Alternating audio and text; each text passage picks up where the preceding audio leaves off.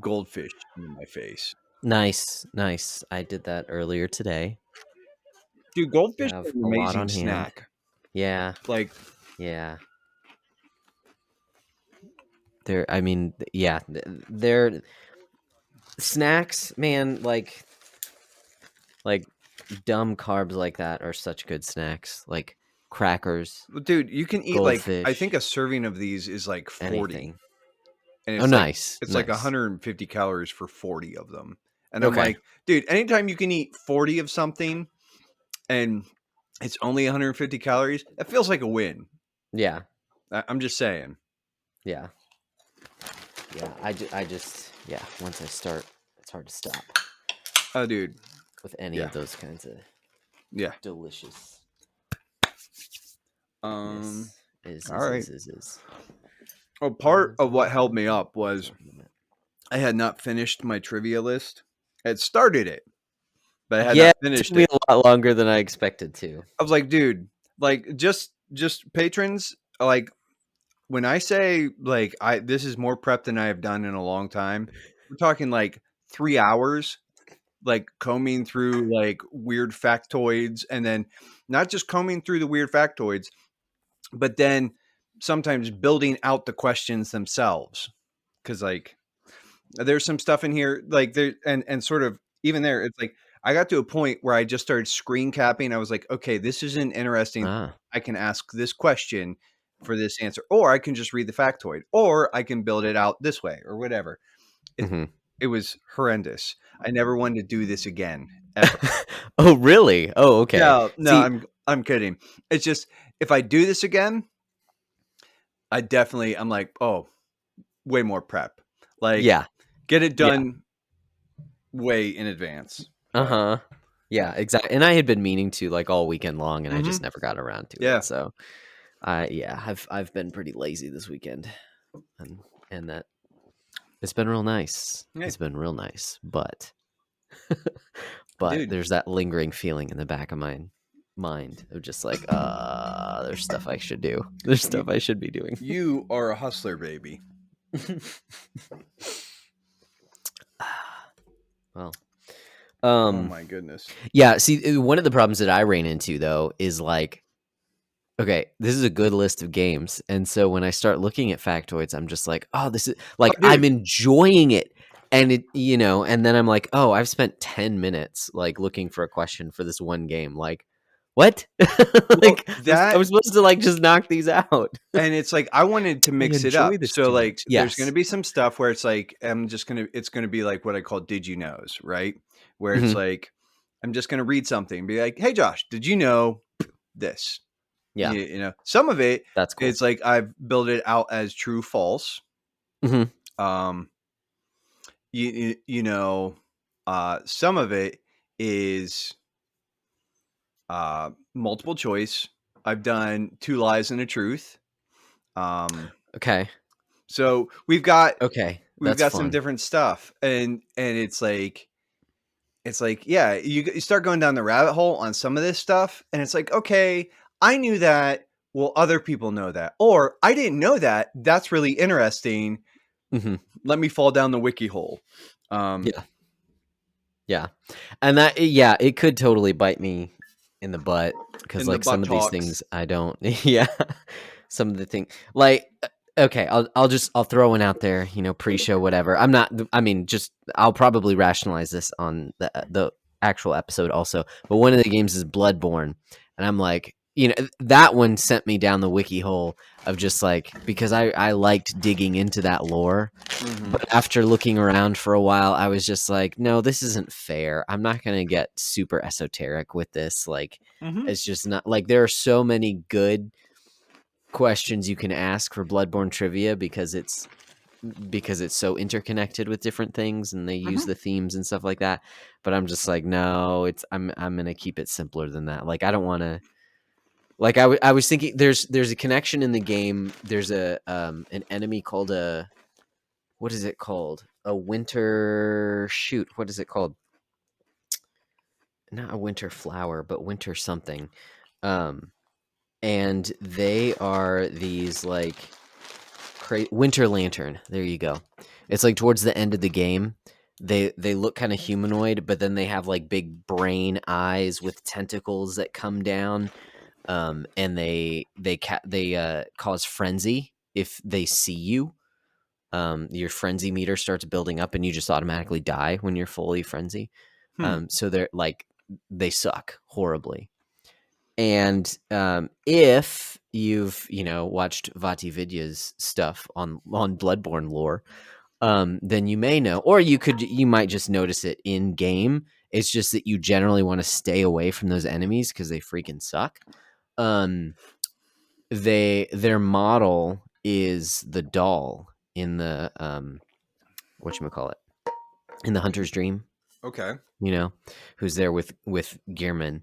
So like apparently there's some lore connection there of like it might be your character like hallucinating and seeing these things, and so it causes you to go frenzy when you see them or something. But it's like it's a partially reused asset of the body. It's just more like like faded and messed up, and the clothes are all gangly, but of course like everyone else is in the game. It's But it is, all dressed in shredded, tattered yeah, clothing and yeah, but it's giant the bulbous same like brains. torso and just in like a a dirtier version of that doll who saves your game for you. So I was trying to like craft a question around that, but then I'm like, this is too much. This is Like, too esoteric.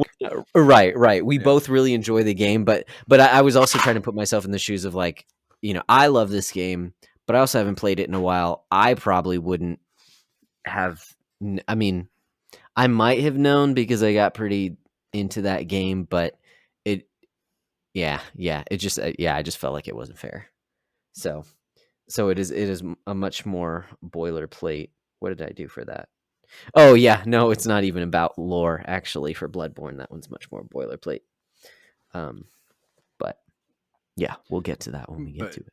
oh yeah, it's like I said, down the hole here. Uh, Dun, dun, dun, so dun. many screen caps and stuff. Wait, what? What is he talking about? I Hmm. don't know. Sorry. I Just was looking at what Paul was saying. He sent a picture from the Orville. I don't know why. I don't I get it. I actually that's on Hulu and stuff, so I'm probably Mm-hmm. gonna start watching it at some point. The wife and I started this week, and it is Okay. good. We're only like 3 or 4. Yeah, I think 4 episodes in now, We have to but Megan and I have to it's finish good. Jane the Virgin, and Okay. then Yeah. like I already have too many TV shows like on my slot where I'm like, no, I need to get rid of some of this stuff. But Yeah. well, I dude, feel you. let's get cracking on this bad boy. Okay. Um, Okay. Got this. You're doing the opening? Yes. oh, I guess. Yes. Yes. Yeah, I barfed last time. That's right. Oh, yes, yes. Okay. All right. Then here's the intro. El intro. Duction.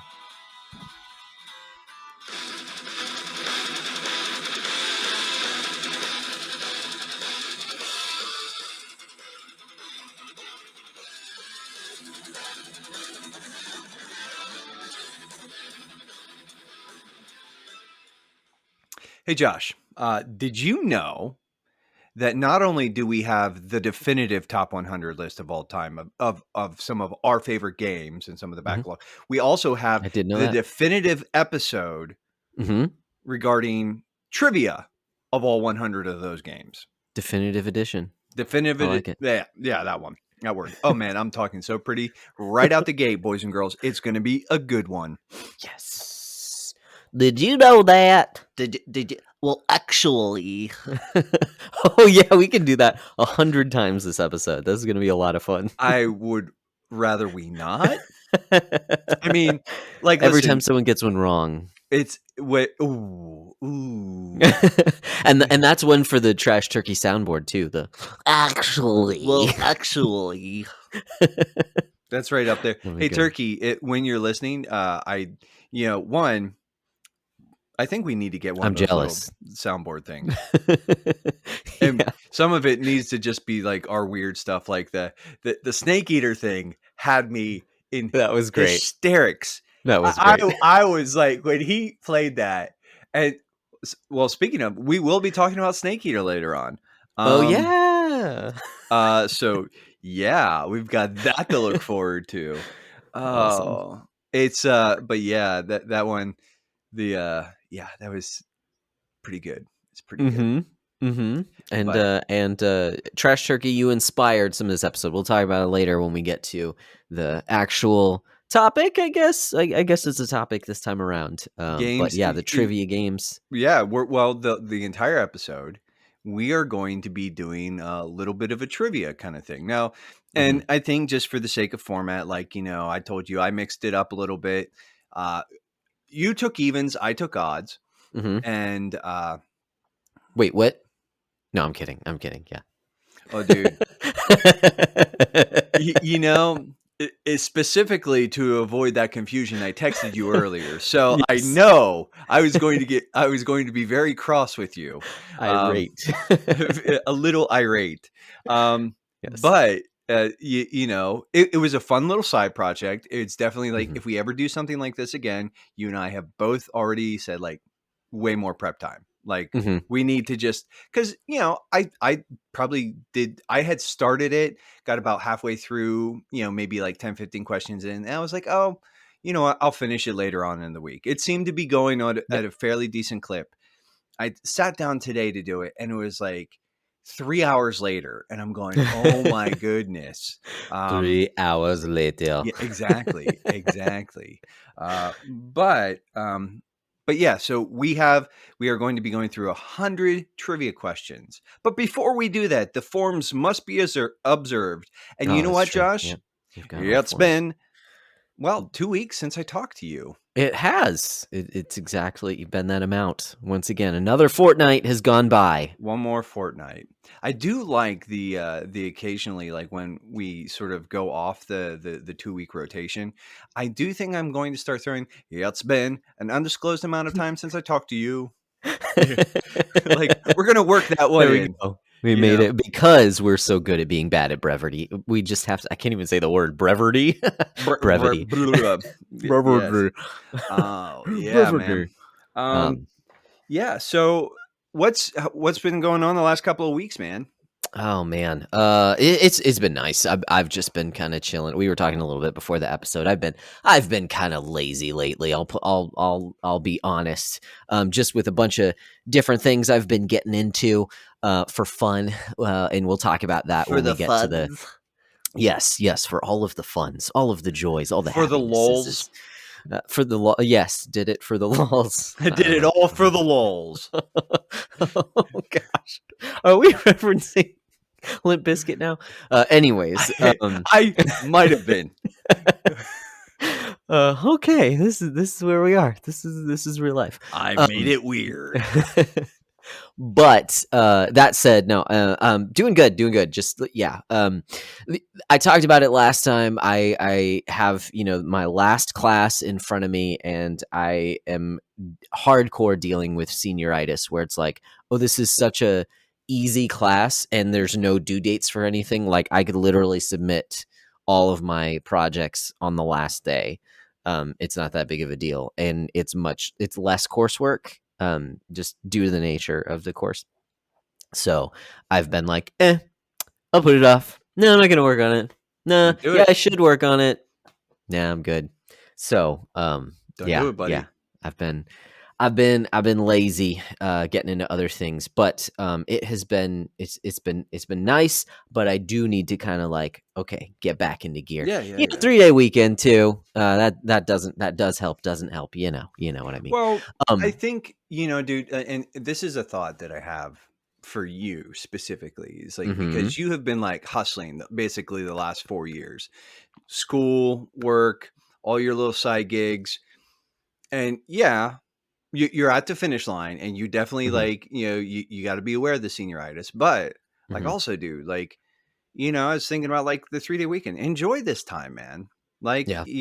like it's like put a hard and fast sort of like, okay, like, hey, Tuesday, gonna come swing out the gate, swing, whatever, whatever Mhm. yours is.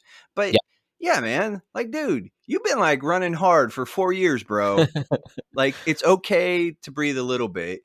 Just, you know, finish well, man. Like, you've Yeah. got like sort of an easy like coast here now. And it's Mhm. like, but yeah, and I'm not trying to like, I get it. That's totally asked for uh, advice, but I just wanted to say, like, man, like, hey, or whatever, counsel, whatever, like, Mhm. yeah, you've been working hard. Enjoy some of that. Enjoy some of that time off.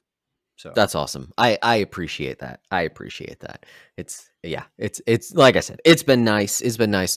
Actually before we started recording, and I guess I could this kind of melds into the report a little bit, but I won't go fully into it. But I will just say that my wife and I have been started a new TV show. We've been watching The Orville, and Paul and Wesley will be pleased. yes, yeah, that's where it's come from. And actually, a lot of my report will have to do with that.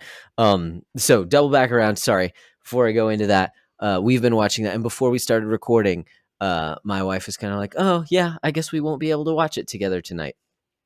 So just another kind of case in point, and I'm just like, "Oh, you actually like that show?" And she's like, "Well, I like watching it with you."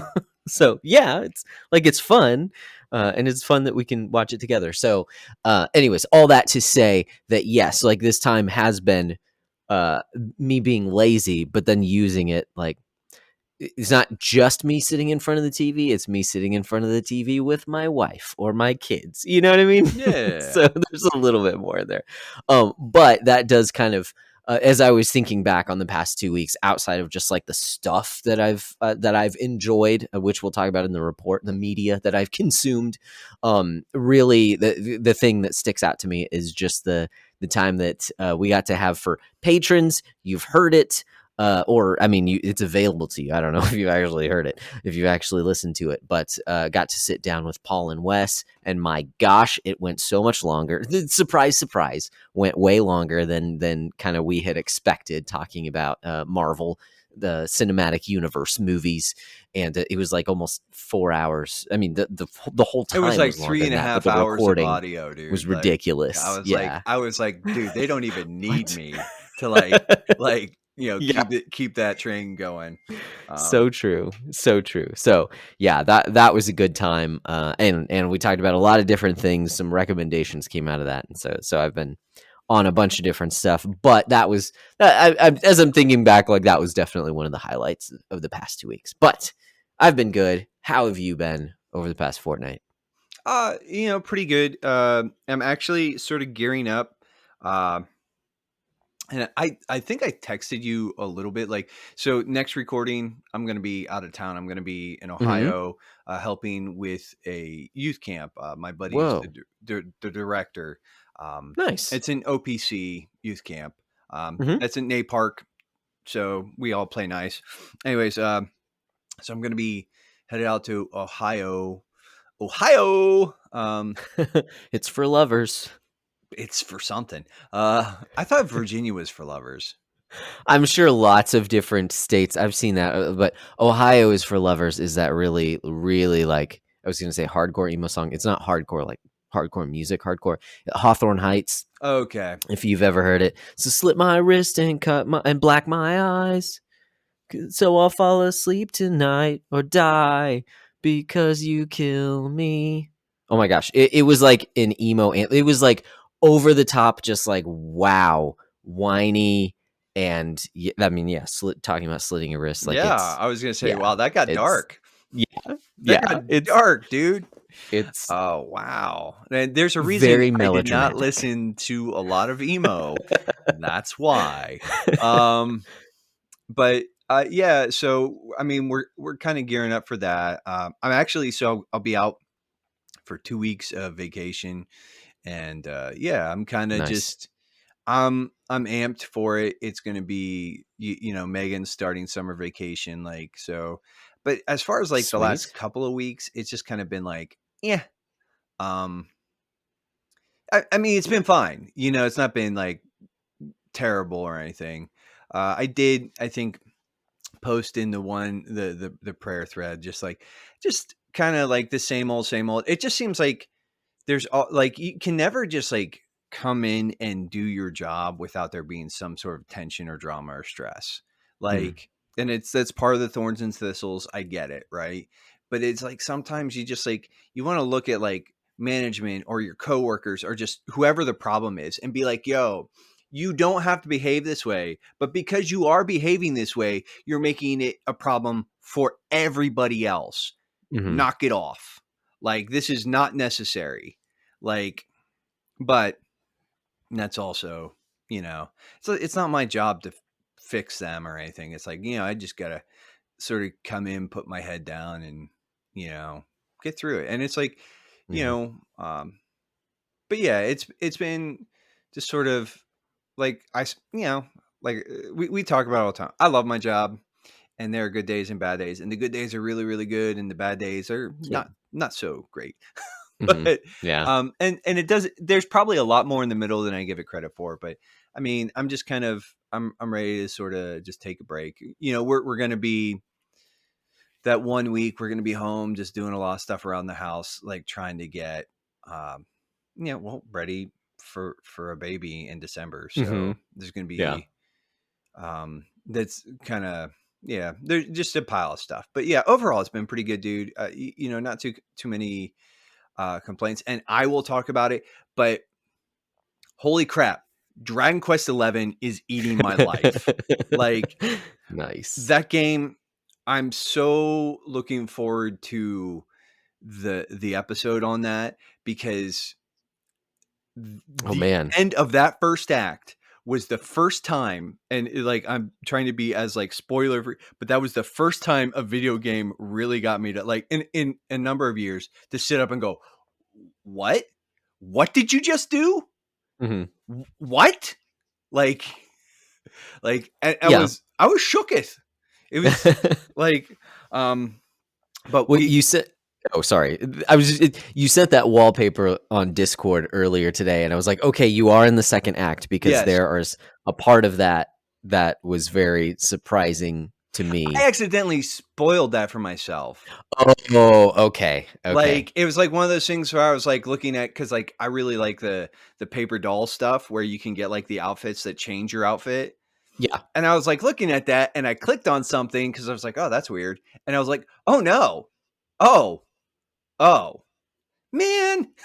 Like, Yeah. um, Yeah. but yeah. Yeah.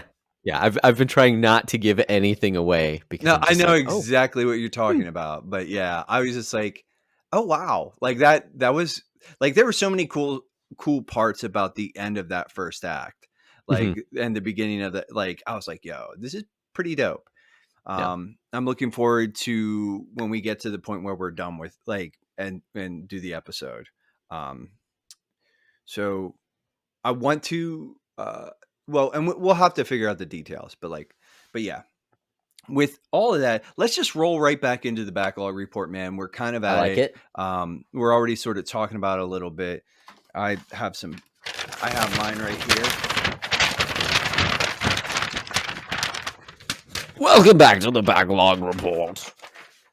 What we're gonna bring back in February. Really, really gonna be. I feel like I need a I did smoke a cigar today. That was pretty rad. nice, nice. Doing I the haven't. pretentious. I was like, oh, smoke a cigar, drink my brandy. You're like, oh I wow. love it. I love it. Yeah, I did have a cigar today, so that was cool. So Nice, nice. That's it's a awesome. big fat boy. Um, mm, mm, mm, CA, mm. a CAO Flathead 660. It's Okay. very large in charge. It's a good time. Yeah, that's Anyways, awesome. so you go first, buddy. Been Sorry. quite a while. Okay, well, actually, that's a great segue because I finished up the second act of Dragon Quest XI, and man, what like kind of coming into the episode, I didn't think I was gonna finish it, but I was able to knock it out. Like I said, I've been kind of lazy, so I've been playing a little bit more video games, doing a little bit more watching of the TV, and I don't know why I'm Eating the making weird jello voices. when the Yeah, pudding exactly. pops. That I was like, why am I going there? I don't know why. but That's that's my just how it happens. awesome Bill Cosby impression for everybody.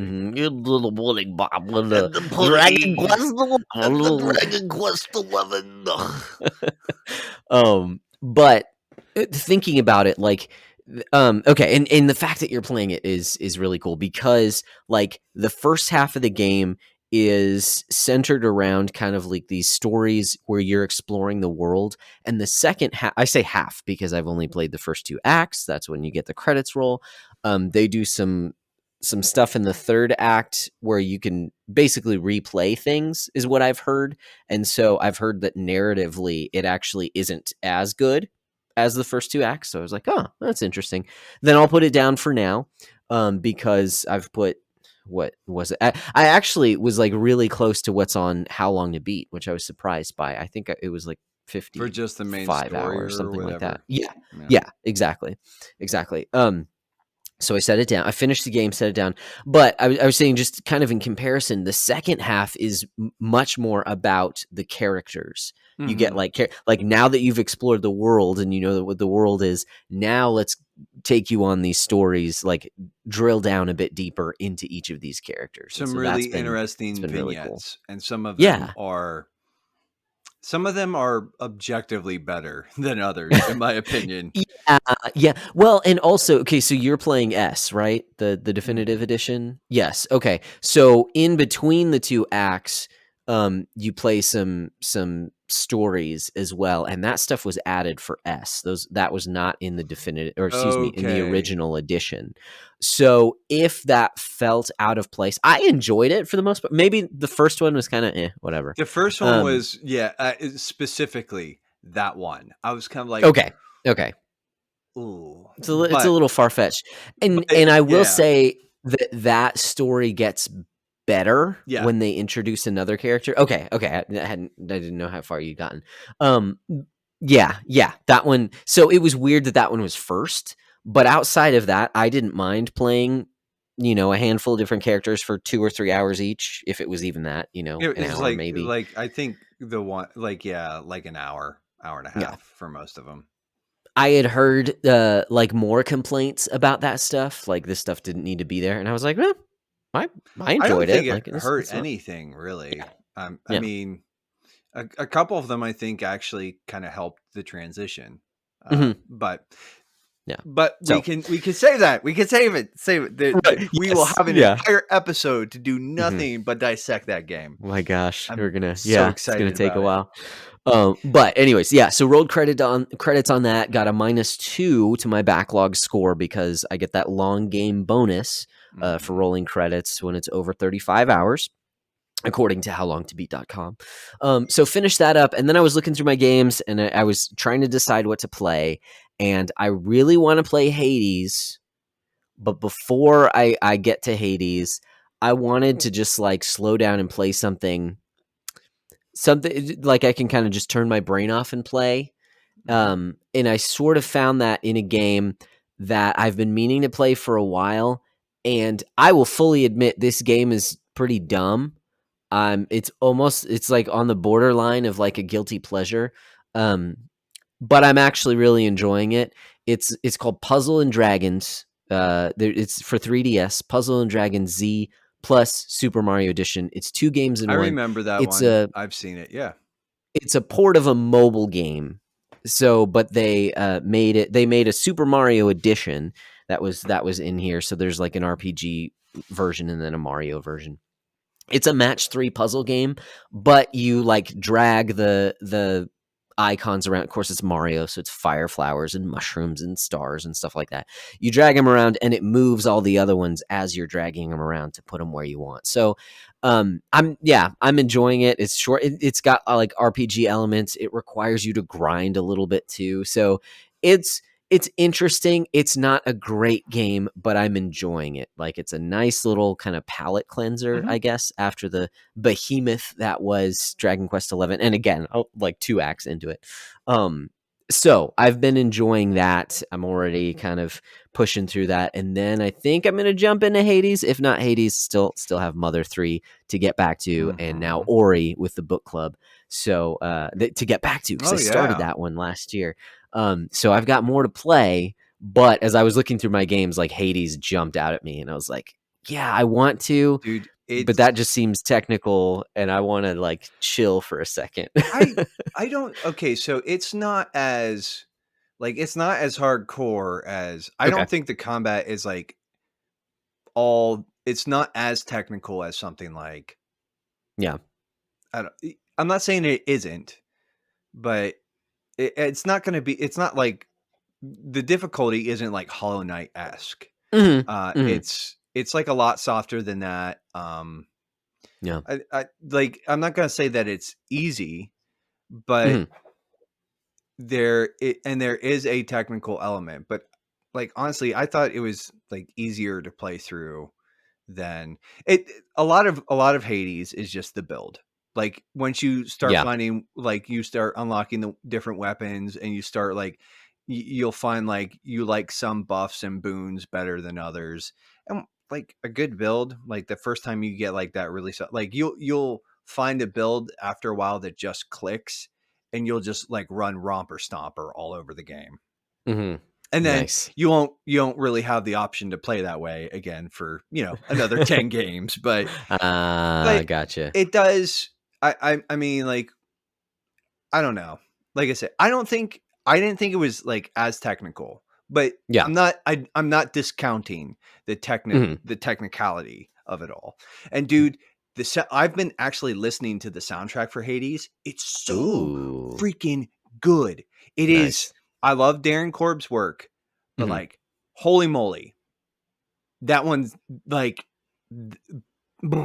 it's like it's got like some like metal kind of like almost like Megadeth vibes, but then it's Okay. got like this sort of like Mediterranean flair thing going on too. Nice. And it like he blends the two of them and he's got like his does like he does like some synthy stuff and it like dude, it's so good. Hmm. Like it's like 10 out of 10 I recommend the soundtrack to that game. Like I listen to it and like those tracks just like get me like pumped. Like Yeah. just they're so good. Like sometimes I was listening to it the other day and there's just oh yeah, yeah. Nice. I'll need to start listening to it then because I did the physical edition for Switch did come with the a download code. You know, of course, I could always go to Spotify and listen to it, Mhm. but now you know I own it as well. So I did claim that and so I have it Well, downloaded. dude, and if you listen to it without any interruptions too, like without the dumb little like Okay. Spotify commercial breaks. I'm not saying Yeah. it's not Right. like a Right. coherent album, like it's not Hmm. like but it's just like man, you just like and of course like there's a couple like yeah. So yeah, I'm it's my favorite Supergiant soundtrack. And I like Yeah. all of them. I think they're Yeah. all like Yeah. awesome. But But yeah, that's sweet. That's sweet. I had to pull it out because I did you know, like the games that I want to play next, I try and kind of like set out so I can mhm. kind of remind myself. And so yeah, pulled out Hades and I forgot it's got this tiny little mini art book, which is pretty Mm. cool too. So this Dude, art is good. interesting. I almost It is actually used good. this one because Hades was one of mine. Um, interesting little Oh factoid. yeah. All of the characters have really detailed 3D models, but because of the perspective of the game, you almost never see them. Whoa. Dude, that is crazy. The amount of work that it seems like that would take. But that's I, awesome. I'm That's kind of awesome. into it. Yeah, dude, and I'll be honest, like there are so many games I want to play, especially looking at this top 100 list again. I'm like, man, these are good games. Hmm. Listening to the Reform Gamers episode on Final Fantasy VI gave me the itch to want to play that again. I've got some Google Play credit that I'm sitting on and I'm like, maybe I'll do the Pixel remaster on my I Android tablet. I have Like, it on my phone and it's like one of ah, those things where I'm like I'm actually thinking about buying a little thing for my I have a DualShock 4 yeah, that's synced to my phone and I'm mhm, thinking about getting like a little harness thing that I can just boop yeah, and do it that way. that That's yeah, that would be sick. Does it have controller support? I think so. I I don't hope know. I so. don't If know. it does Yeah. even if it doesn't, I can do Right, that's the PS thing. remote play. Okay. Okay. I Nice. I I may or may not have done that for the casino in Dragon Quest 11 because I was like, I don't actually want to play the game. Like, I don't need the TV on, but I'm going to like Mhm. just run this slot machine in the background. Yeah, gotcha, gotcha. Yeah, yeah. Anyways, uh, another rabbit hole on Dragon Quest, but yeah, there's so much there. Mm, Um, hmm. so really, that's what I've been playing. Finish up Dragon Quest. Now I'm playing Puzzle and Dragons Mario Brothers Edition, and I'm not going to play the Z version because it's two games in one, and each of them are pretty meaty. And I just wanted to kind of like dip my toes in the Mario one. It hooked me, so I've been playing that. I'll probably finish it out, take the point. That'll be fun because I've been sitting on that game for quite a while, and I was just in the mood for a puzzle game. So that's what I've been playing. Gosh, there's so much.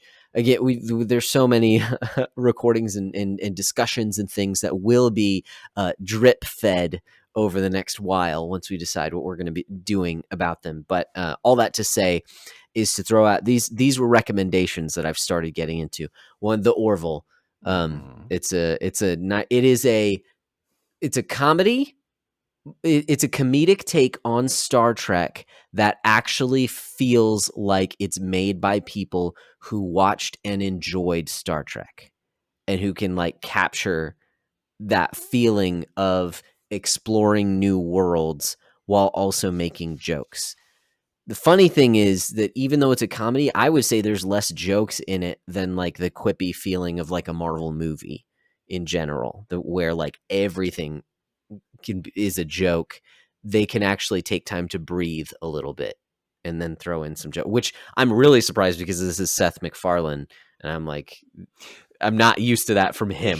Like He, restraint is not his strong suit yeah, from what I've seen. I can't Um, stand Family Guy. And I think you guys, okay. just a little bit of a spoiler, you guys might have talked a little bit about this in like, Mhm. but I can't stand Family Guy. And as a general rule, I don't like his comedic stylings. But Mhm. one, he's a heck of a vocalist. Mm. Like, really Yeah, I haven't heard him, but insanely that's it. talented vocalist. Like, he's Nice. he's he's got like that old like crooner vibe. Yeah. Mhm. Um but the other thing is like he's actually, I've heard really good things about the Orville and I've watched clips and I'm like, no, this is like legitimately kind of funny without doing the Family Guy stupid Mhm. potty humor garbage. Right. Right. Yeah. And occasionally, there's a joke that falls flat for me or Hmm. something. I don't feel that they push it too far.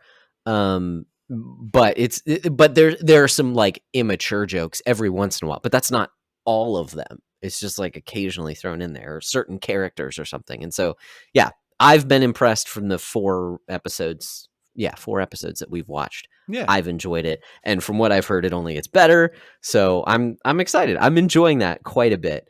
The other thing is that I have just fallen right back into the swing of all of the Ultraman things.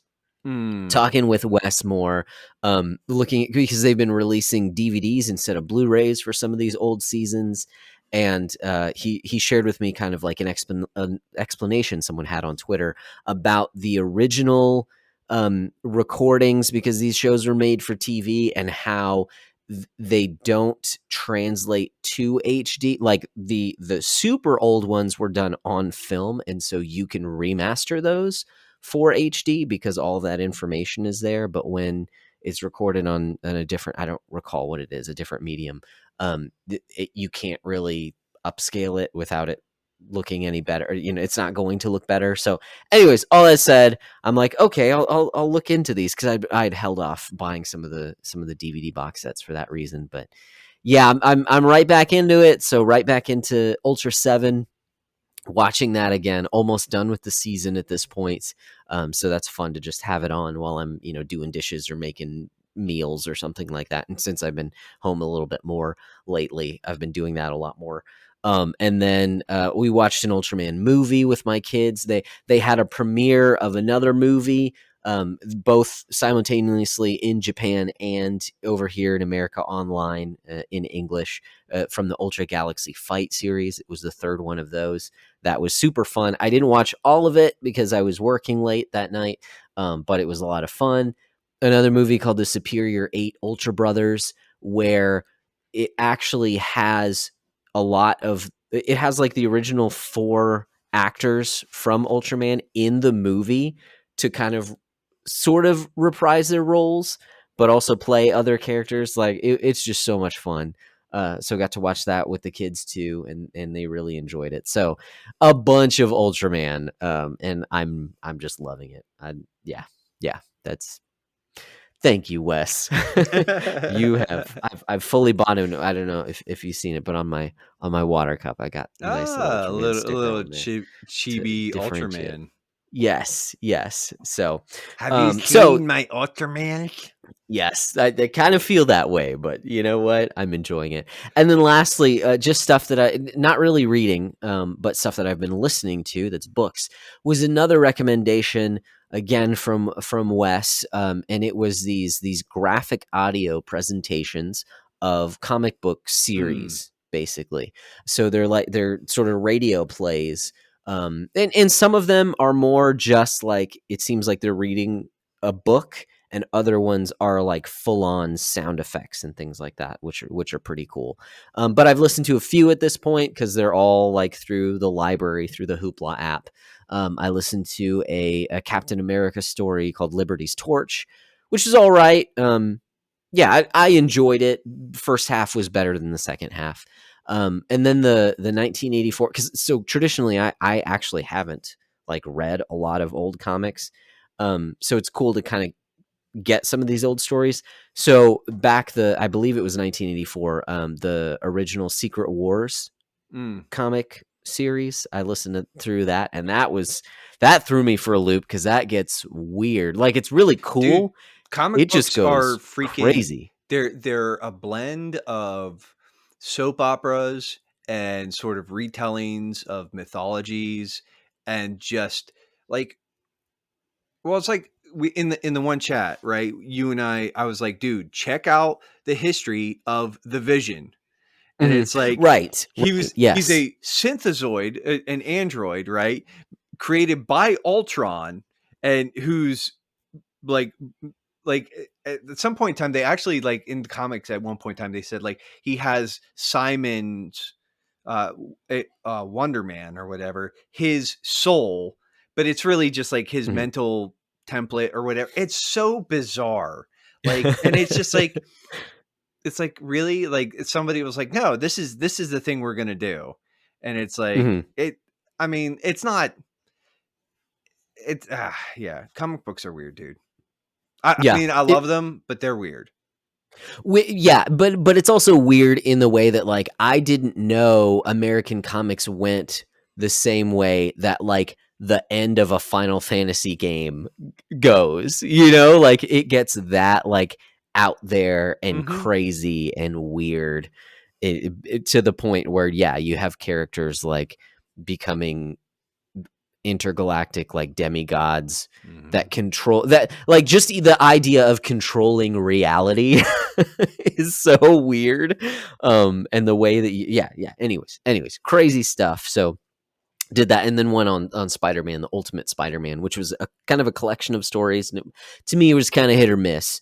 Well, the It, Ultimate series too was a bit of a reboot where they were trying to ground okay, heroes' origin stories in sort of a more realistic. They were like basically trying to sort of cut out some of the more fantastic elements and sort of ground these a gotcha. little bit more. So they make a play at being a little more grounded in reality. The Ultimate Okay, line. okay, that's cool. That's cool. Yeah. No, I did. I certainly didn't dislike it. I did enjoy it. It was yeah. They were just because it was kind of a collection of stories. Some were better than others. Um, yeah. Especially just for the medium that I consume them in. But anyways, that's all. That's all the things. Those are all that I've just been consuming media, and it's been a lot of fun. So You mindless consumer, you. yeah. Hopefully, there's a little bit of minding, but A little bit of you know. mindfulness in there. Um, Yeah. well, I'll just sort of, as far as books go, nothing really relevant. I ordered a book called Leisure by, Mm. uh, This is such good radio here. I'm looking at my Amazon order history. Just so it's called Leisure, the Basis of Culture, um, Mm, by Joseph Piper, and that's okay, Joseph Pieper. Um, gotcha. it's based. It was a recommendation from Jared because he and I were having, we've talked a little bit about the Acadia stuff, and my Mhm, particular bend towards looking at vocation and Sabbath and leisure and the relationships and stewardship and all that. So he recommended that book. And I haven't started it yet, but I did get it. I've been meaning to. I've been kind of wanting to just read more because I I've basically just been mainlining a lot of like audiobook uh yeah, like fiction, yep, which is, and it's like that's fine, but I want to be reading more, and I do tend to, when I read, that's more of my like theology. yep, And so I've been meaning to. I have the little golden book, and I may have mentioned this in the last episode or not. I kind of started that, but I've been really meaning to, and I didn't get very far in it. But that's on my radar. That's like the thing. It's short. It might be like 100 pages, and I can okay, just. But anyways, that's nice. yeah, and we'll talk about that. We might circle back around to that a little later in the episode, towards the end. Um, but we'll talk about that when we get to the end. As far as other media, I'm kind of, I've been really struggling with that Dororo, or the Mhm, Dororo. The It's on Amazon Prime, and I don't know, like the animation quality was like never what I would call like super top shelf, but especially in mhm, the last half of the season, it's gotten like there's some parts where it's like, oh, this is really not good. hmm, Like really funky models and stuff like that, and I don't know, it's fine. It's like it started out really cool, and it's like, oh, I'm gonna finish it just because like I have like 2 episodes left, but it's just like, it's like, you ever watch something or you read something and people just make stupid choices in the like, okay, so Megan and I just riffing on something, we've been watching Jane the Virgin, right? And there's this mhm. one character who, she's just a moron, and I hate her because she's an idiot. Like, um she no and she just does stupid things because she refuses. Now she's finally in her story arc, she's finally like, oh no, I'm making a bunch of terrible decisions, and maybe I should stop doing all that. But it's Mhm, like, spoilers, if you're gonna watch Dororo, just fast forward for like the next like 30 seconds to a minute. My problem is that there are these like, basically the truth has come out about like what uh Do, Hyak, uh oh, the main character, there's two main protagonists. Hyakimaru mhm. is the one who is like sacrificed to the demons, and they took his arms, his legs, and his skin, his eyeballs, and all that stuff. And he's like the cool part because he kills demons and he gets body parts back, right? The truth has come out about that. Um, And instead of like somebody objectively looking at the father who made this decision and being like, yo, that's a D bag move. You shouldn't Mhm, have done that. And it's like, it doesn't matter if you did it to secure the prosperity of your people or not. No, we don't do that. But instead, it's like, no, I must protect the people. I'm like, whoa! Like, there's a literal, like, no, mhm, I won't let you harm my people. And I'm like, no, no, we don't sacrifice people, to demons to secure prosperity. We don't do that. That is mhm. objectively a bad idea. But somehow it's like, I need to like protect my people from the consequences of just living in the world. And I'm like, Mhm, no, no, like it's like, and none of them have the integrity to be like, maybe I should be the one. It's like, hey, if I really feel like my people need to be protected, maybe instead of offering up my child's life, I'll go offer my own. yeah. No, no, we won't do that. We won't be selfless. You're going to be selfish and you're going to be like, no, you have to stay. Like, you can't kill any more demons because you're threatening my people. And it's like, dude, he's getting his body back. The one you sold The one to that the you demon. guys sold, which I mean, seems like a not great thing. That's just Yeah. me. Just saying, just throwing that out. And it's like, it is one of those things where I just go, ugh, like, just like, I'm so Mhm. like, it's just like, no, I must defeat you. Like, and it's like, why don't you just go up to the temple and be like, hey, demons, like, why don't you give my brother or my son his like body parts back and just take me? Like, but no, Mhm. he's like, no, you have to sacrifice yourself. No, I don't. No, no, bro. No, this stuff wasn't yours to bargain with in the first place.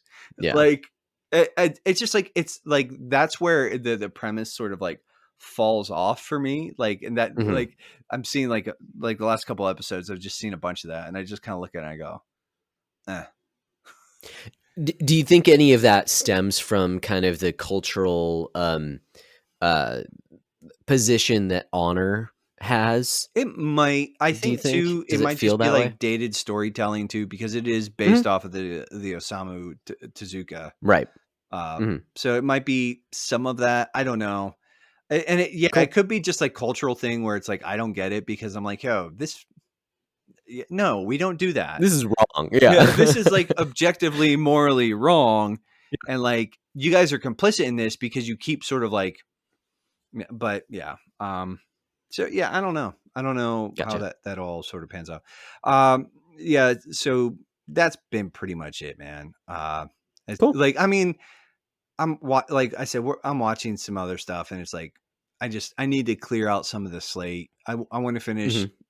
Dororo. There's some stuff I've been watching on like Crunchyroll or whatever, but I'm just kind of like, TV is not like I fall off on TV so quickly. Like Yeah. I get into it for a while and I'm like, but then it's just after a bit I'm like, okay, like move on.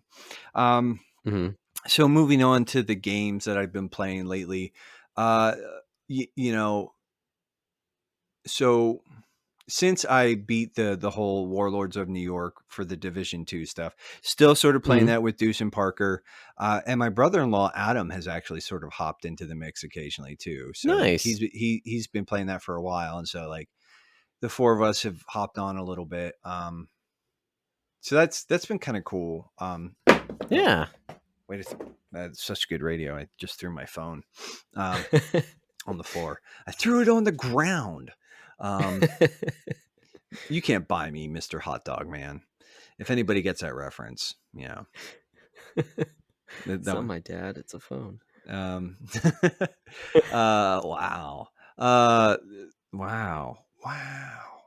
Um, oh man, that kind of threw me off. So been playing that still. Haven't scored that out. Just kind of, but well, no, I did score that out, but that's kind of been sort of big on the map.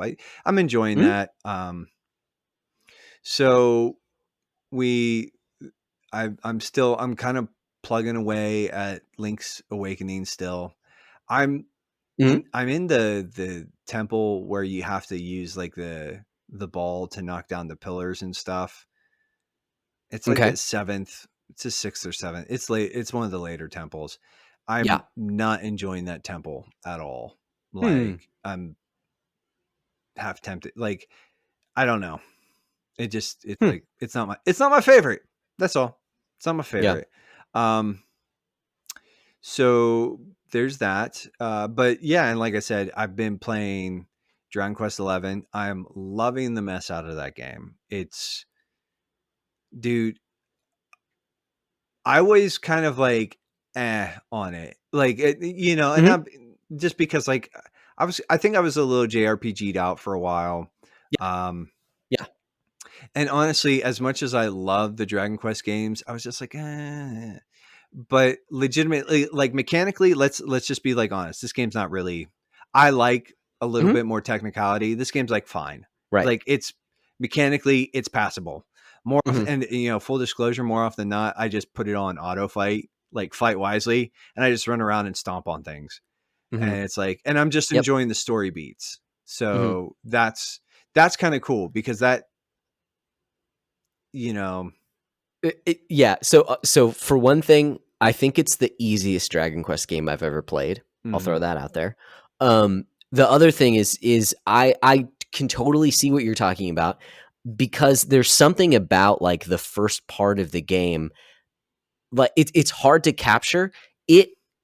I loved it immediately. I'm just like, oh, Oh this yeah, just feels good, but like I can't pinpoint why because it was more like comfort food, you yeah, know? It's just like, oh, yeah, I know what this is. It's not gonna like if that's not what you're feeling, like you could totally be like, well, this is bland. Like I've done this before. Like yeah. this is just, you know. But to me, it was more just like a really I don't know. It's like watching old episodes of Dragon Ball or something. You know, it's just like, oh, this is just great. Like I love it just speaks to me. You know, there's No, something there. But I agree. Like it's nothing. I could totally see where someone plays the first couple hours of this game and they're just like, what, like why is this so special?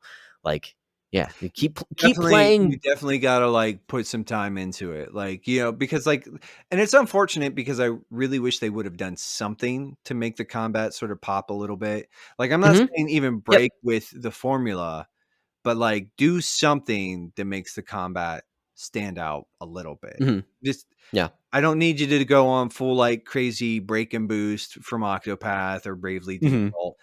Something like that might have been helpful or cool. And honestly, I might just like I've kind of been thinking about I mentioned in the Discord, I'm thinking about when I'm done with this, going back through and doing the draconian challenges, just be Hmm. seeing like if the harder difficulty like scratches that itch a little bit more.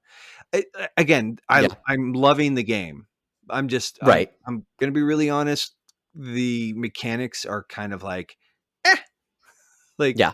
mechanically, it's like it's not that like if we gave like number ratings, this there's a reason it'd be like a 9 instead of a 10 because I'm like, well, mechanically, it's just boring. It's fine and it's fun and it's functional, and so you can't like peel points away for that. But Hmm. it's like it It's does, classic, yeah, and right? which is fine. Yeah. I'm just saying like when you put it in the same sphere as something like an Octopath Traveler or that Right. has like really great turn-based like technical combat, it's Hmm. like okay, like yeah, like they're kind of in the same family, but one of these is like, and where I would say that I do think Dragon Quest XI's story is superb, like Hmm. it's masterful, but yeah, Dragon Quest 11 is awesome, and I love it. And I keep telling people, I'm like, don't be stupid like me. Stop sleeping on this. Like, play it because it's awesome. You know. Hmm. So there's that. Also, and it's I posted about this in the Discord. Uh, so Yeah, you did. oh boy, I you know friend of the show Logan from TRG for whatever reason, decided he needed to play not only My Name is Mayo 1, but 2 and My Name is Mayo 3. Um, I guess like I there's think it's kind of obvious why. the easy Just platinums. yeah, just to Yeah. get another platinum. That's why Uh, anyone would play any of these well, games. and so I don't know why I had it in my library, but I had it in my Okay. library. It's like, I was like, okay, Logan's been playing these. I'll see. Maybe there's something more to this. There really isn't. Mhm. There's not. It is literally you just hit the X button a lot. Uh, Wow.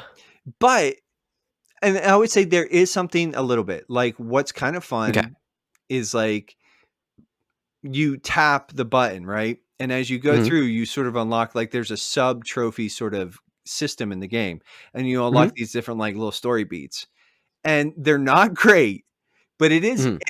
it's interesting enough to sort of get you through most of it, and I was Yeah. like and they tell, like, these weird little stories and vignettes, and it's Mhm. like, it's okay, like, that's kind of clever, but it's, like, it's just not a good game. It's Mhm. like I took the points in the beatdown because I was like, no, like I played this stupid thing.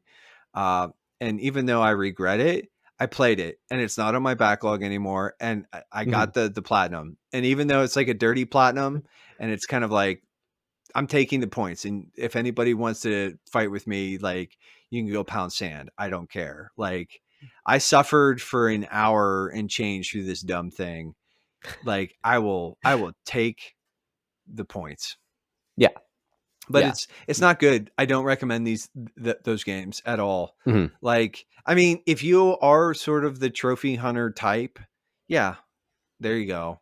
But honestly, I think you can like you'd be better. Just my recommendation is you'd be better off playing like a Telltale game, like Okay. you know, Wolf Among Us or the Walking Dead. Walking Dead, the Borderlands. The Borderlands Telltale Mhm. game is a ton of fun. So I mean, Sweet. like those are the like those are a little more enjoyable in my opinion, and like they're a little more time intensive, but they're still pretty low effort. Mhm. So, um, but all that being said, I did so that that -2 from My Name Is Mayo would have put me at -6, but I did I pulled the trigger on a couple of things. I ended up buying, and I'm let me pull up my handy dandy GG app here. I had it pulled up. Let's see if uh, I have the wrong list pulled up. Mhm. Way to go, Mhm. Nate. That's a good thing to do. So I bought there was the remaster or whatever for Quake that was Okay. put out on modern consoles not too long ago. I picked that up for Mhm. like $5 because that's something that I think it's got online multiplayer, so that's something I can play with the Lukes. Um, Okay. but also, it's Quake, which is just that's a fun, dumb like shoot things, rip and Yeah. tear kind of deal. I also there's this like indie darling that has like sort of been on my radar for a while. It's got like kind of a really neat aesthetic, and I listened to an interview with the game's sound director and composer. It's called Unpacking. Um, and it's Okay. really just sort of a gamified version of packing, but it's like everybody kind of it's like one of those things where there's a lot of people are ranting and raving about it, and it's like it just seems like one of those things where I think there will be a point where I just want something atmospheric but kind of chill, and Yeah. like it seems like it's gonna vibe. So Mhm. and so that's I purchased that as well.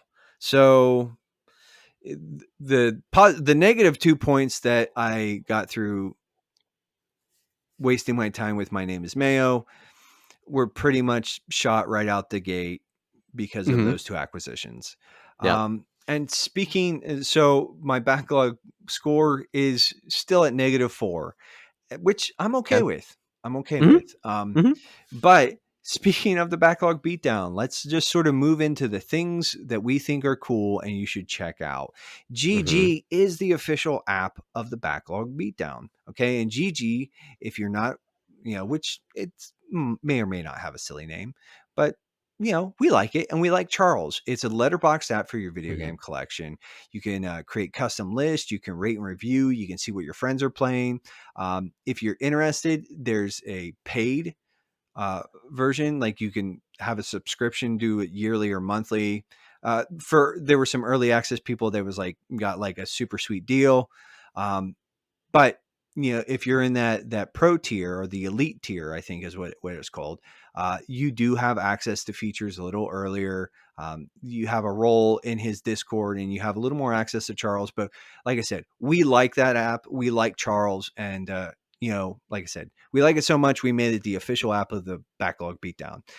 Speaking of other things that you like, we hope that if you're still listening to this podcast or if you're just tuning in for the first time, that you like what we do here. And if you do, and you've rated and reviewed the podcast, if you shared and cared with your friends, um, and you've sort of done all the other things and you're looking for a way to go a little bit above and beyond, we would really encourage you to take a look at our Patreon, right? We look at it as a tip jar, and there's no subscription tiers, and it's just sort of like if you want to throw us a couple bucks and you like what we do, there you go. There's an opportunity for you to support us, again, a little bit above and beyond. But there are perks Mhm. to being a patron, right? So we were talking about Dragon Quest 11. That's a game that was nominated by some of our patrons for us to play.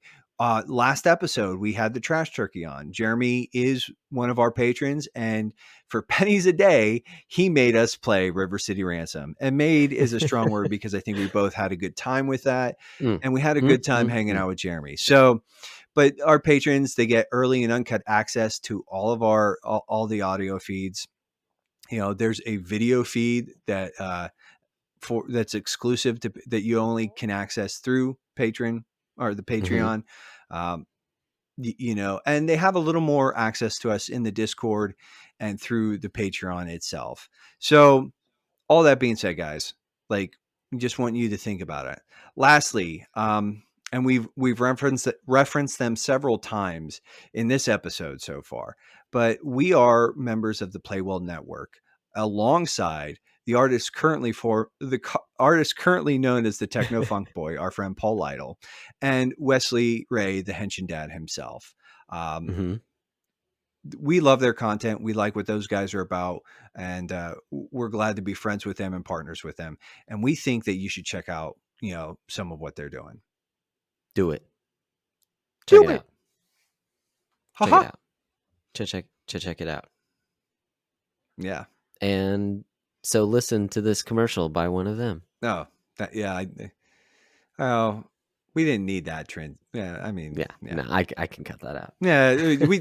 Hey, listen. You are the audio uh, engineer, techno wizard. So Mhm. you do what you feel is necessary, friend. I like the idea of fading out the "do it" and like "do it" and just kind of in the background while the beginning of the ad plays. That makes more Do it. sense to me. Yeah. That's not. Hey, whatever you need to do. So, Yeah, all right, that's easy. you ready to tackle this, buddy? One quick question: are we going bottom up? Yeah. Okay, So cool. you'll go That's it. first. So Yes, yes, that is how because I I am formatted. evens. You are evens. I Mhm. wow, yeah. So, all right, let's and we're back. So, all We right, are indeed. we are indeed. All right, man. This has, I know, we always have potential to be big and beefy. Mhm. This has potential to be really beefy. We are Yeah. going to run through 100 factoids and trivia Mhm. bits. So without any further delay, Josh, you took evens. Why don't you start us off at the bottom with a little bit of trivia about number 100? Number 100 is River City Ransom. Of course, we talked about it last episode. It's our eternal number 100 on this list. River City Ransom. Okay, so we talked about it again last episode. But this game is it's a Kunio-kun game, right? So obviously, in Japan, your main character, his name was Kunio. Okay, but when it was brought over here to America, they changed the name of your characters. What is it, Jeff and Alex? I think. Alex and Ryan. But Alex and Ryan. There you go, Alex and Ryan. But the original Japanese, you've got Kunio. And for the question that I have for you, Nate, is what is the name of the second player in the Japanese version, in the original version? Okay, so you got three choices here. You got first one. One is Yoshida. Two is Ricky, or three is Bobby. Ricky. Which one is it? Ricky? You're right. It is Ricky. And fun little factoid: Ricky was actually one of the bosses in the first Kunio Kun game, which came over as Renegade. So In the Cuneo and Ricky fought and then became yes, friends, because that's and actually they're how like it best friends. that's how it works. It's Yes, like you beat the crap out of each other and they're like, "Yo, this is my bro for life." 100%. That's exact. It again. It just reminds me of Yu Yu Hakusho. Like that's exactly how that kind of That dynamic actually kind of happened in puts there Yu too. Yu Hakusho on, like, you mentioned that last episode, and now I'm like, I kinda wanna watch this. Like, It's good. It's but fun. we've It's a also lot of talked fun. about So. my strained relationship with television in general. Mhm. So, Yeah. all right. Yeah, all that weeby stuff. So, Okay, so I 99. have one for you. So, number 99 is Guitar Hero 3, right? Uh, Ah. there was a semi-famous musician who did the mocap for the male singer. Do you, Oh. do you know? Was it? I'll just. Mm, how do I want to do this? Do you want to take a guess as to who that might have been? And I'll just narrow down the category. It was an 80s hair metal band. Mm. Mm. So Mm, you mm, have, mm, I mm, mean, mm. there's a good bit in there. You have like GNR, you've got Right. Poison, you've got Def Lep, Right. like Yeah, see, I wouldn't think it's GNR just because Slash is so prominent, so I wouldn't think that they would get Alex, not Alex, Axel. Axl Rose. So oh my gosh. But who an 80s hair metal singer. Um I will sort of, I'll I give don't know. you a little bit of a hint Is here. it Gene Simmons? No, Okay. well, and one, he wasn't a front man. He was the bassist for Kiss. Oh, that's right. That's right. Yeah, duh. Um, but I'll give you another shot and I'll narrow it down. They were, this band and this front man in particular were known for being very, having like sort of ballads. In fact, one Oh, of their most famous songs is a power ballad. is Don't Stop Believin'? Um No, why can't No, it's not. no, Okay. Okay. So it's not it's not okay. Journey. Yeah, that's yes, yeah, and I couldn't think of the guy's name. So uh um and I don't know any of the actual musicians for Boston, but that's the next band that kind of when you think 80s like power ballads, those are the two bands that come to mind for me. But I can't think of the name. Do So you yield? I yield. It was Brett Michaels from Poison. Uh Every oh, duh. rose has a Has it on? thorn. Just like Every cowboy sings a sad, sad song. so Her, much her, soundboard flutter her, here. her, her. There you go. But yeah, I love it. That's he hilarious. actually, so Come on. his character model actually is in the game for a couple of songs because they Okay. do play, you do a Poison song, but then Right. I think he has a separate solo act kind of, or not so, but like he has a separate band, and they Okay. did a song of the Brett Michaels band or whatever. And he Mhm. does like, they just have him sort of like in the game doing his thing, but he actually did all the mocap for the male Wow. character. Hmm. So Wow. Yeah, I had no idea. That's crazy. I didn't know they did that. I just yeah, again, I think of Guitar Hero 3 and I just think of Slash. So, yeah, um but that's cool. That's cool. Awesome. Well, moving right along. Number 98 on our list is Game Dev Story. So this is just a true or false, okay? You got two options, either true or false. The original release date for this game was all the way back in 2010 on mobile. True or false? I'm gonna say false. That is correct. It is false. Now, it's true that it was released on mobile in 2010, but it was released on Windows in 1997. Wow. That's how old this game is. I Yeah. mean, it definitely has like that vibe. So yeah, Mhm. In Japan, not in America yet, but 1997 in Japan was the original release date. I believe it blew up when it went to mobile, but that's kind of crazy to me. So yeah. nice, nice, 2-0. All right. So this one, you are a fan of this game. Hmm. We're going to talk about the Stanley Parable. I'm gonna. Yes. Oh, I do like this game. So the Ultra Deluxe version just popped out on the market, right?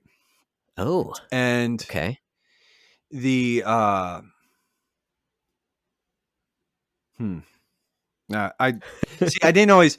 So let me actually just read my notes. The Ultra Deluxe version released April 27th this year, 2022, right? Okay. Um, he and it's out on consoles. And actually, I wanted to talk to you about this because this might. I know that you really like this game. Hmm. I might tap into some of our funding to pick this up so that I can play it and we can have a conversation. Uh, Sweet. so, but that number is actually significant, and just sort of, do you know what 427 means in that, like, or what other use that has in the game. Hmm.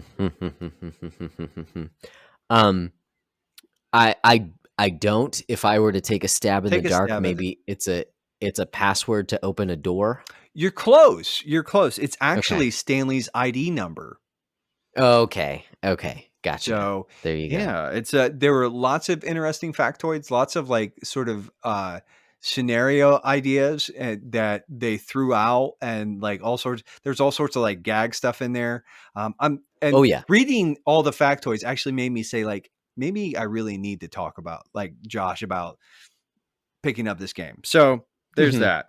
It's Yeah. also got a trophy on in the PlayStation like where it's like you basically don't play the game for 10 years. Yep. Yep.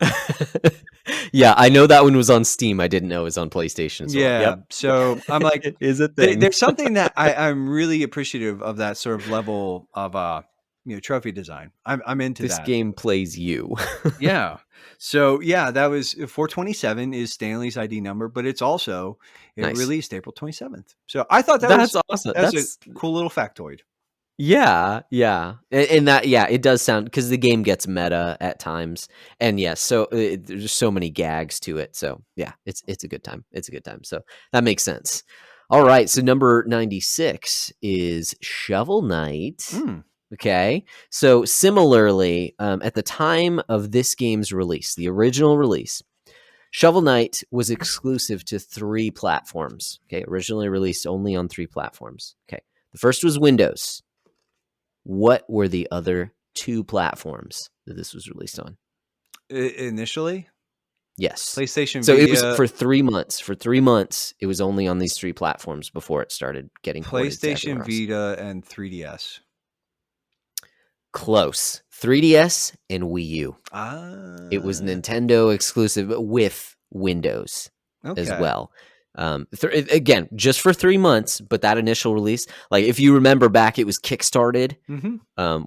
which is kind of crazy, and yeah, dropped on Steam, I guess, Windows and 3DS and Wii U. So that's pretty crazy. Also, another little factoid just to throw out because I was kind of going back and forth between them, but the Shovel Knight amiibo was actually the first indie game Amiibo, amiibo that yeah. ever came out. Yeah, that was released. It wasn't the first non-Nintendo character, but it was definitely the first indie Yeah. game character amiibo. And So it's one of that's the fun. only really indie game amiibos. Like Hmm. there are a pile of amiibos out there, and not all of them are Nintendo properties, but Hmm. most of them are from more mainline titles. Like, Yep. And it was the first non-Nintendo game to support amiibo, mhm. which is kind of cool. Yeah. So, Shovel Knight's kind of neat. I need to get that sort of in my pile. I need to actually sit down and go back through it. mm, So, it's a our good one. all right. So number 95. Wow, we're kind of Yes. moving at this at an okay clip, Josh. I'm not. I mean, Um, we're 4 in, so let's see let's what let's happens. let's see what happens. We still got a whole lot. Bomberman Generation Yes. is number 95. Okay, so Bomberman has the red scarf, right? Part of his design, he's got Mm, that little red scarf. That is actually a tribute, and it's not like super confirmed, but this is actually a bit of a tribute to a protagonist in another sort of pop culture series. So I've got 3 heroes, 1 TV and 2 video game here, that this okay. could possibly have been influenced by, and you tell me which one it's most likely. So we have Strider here, Hiryu from Mhm. Strider. Okay, he's got the big long red cape. We have Hatsuma from Ninja Gaiden, and then we Okay. have oh, I have I this one is obviously false, but this is falsely. I did throw in the Shadow from the old Pulp Fiction, kind of like the Oh, the yeah? radio drama stuff, because I saw that he had a red scarf. So he's an obvious false flag. But or was it Kamen Rider? Oh, man. Oh, dang it. You're pulling on my heartstrings here, even though I haven't watched it, but Tokusatsu. Um, so I am gonna go, I'm really tempted. I'm really tempted to go with Oh my gosh, what was the Strider, first one was Strider. Strider. The second one was Ninja Gaiden. I'm really tempted to go with that just because it's another Konami game. But and I can't remember if Strider was. Maybe it is. So I might just be all mixed up. But I'm gonna have to go with Common Rider. Yeah. You trust your guy here. You were right, man. Hey, that's Yeah, awesome. no, it was Common Rider, and it was like one of those things. I was a little factoid, and I thought, oh well, Josh will get a kick out of this, and so will Wes. So yeah, but That yeah, Bomberman's Little Red Scarf. And again, it's not like one of those things that was confirmed, but one of the factoids I mhm. read said is most likely a tribute to Common Rider. Dude, that is so cool, and may or may not be the only time that tokusatsu is mentioned in some of these. Nice, nice. Japan likes its tokusatsu, so we'll see. But before we do that, we're coming back to America for this next game. Number 94 is Portal. Okay, this is another true or false for you. Okay, Bad Robot, J.J. Abrams production company, owns the rights to a Portal movie. True or false? I'm gonna say true. That is true, and they have owned it since 2013. So it is currently in development hell. But apparently last year it was still there was some rumblings that it's still working its way through trying to get made. But yeah, so JJ Abrams on Portal. Interesting. I mean, I don't it. I don't hate what he did with Star Wars, and I don't hate what he did Mm, with Star Trek either. I think they're fine. I don't think they're like mind blowing. So, mhm. and Portal doesn't have much of a story to screw up. So I don't know. I don't know. I See, mean, but kind of Portal's does. strong suit is its ending. So I don't know what J.J. Abrams would do to mess up the ending for that. I don't know. Yeah, I don't. We'll see. So, I don't know. Anyways, I just thought that was interesting.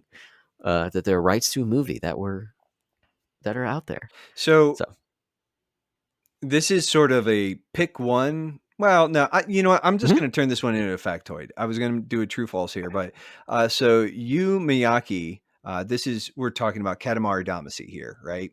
Okay, And yeah. Yu Miyake had a tendency to make scratch recordings of song ideas into a little voice Mm, recorder when he walked through the hallways at Namco, which became a well-known quirk.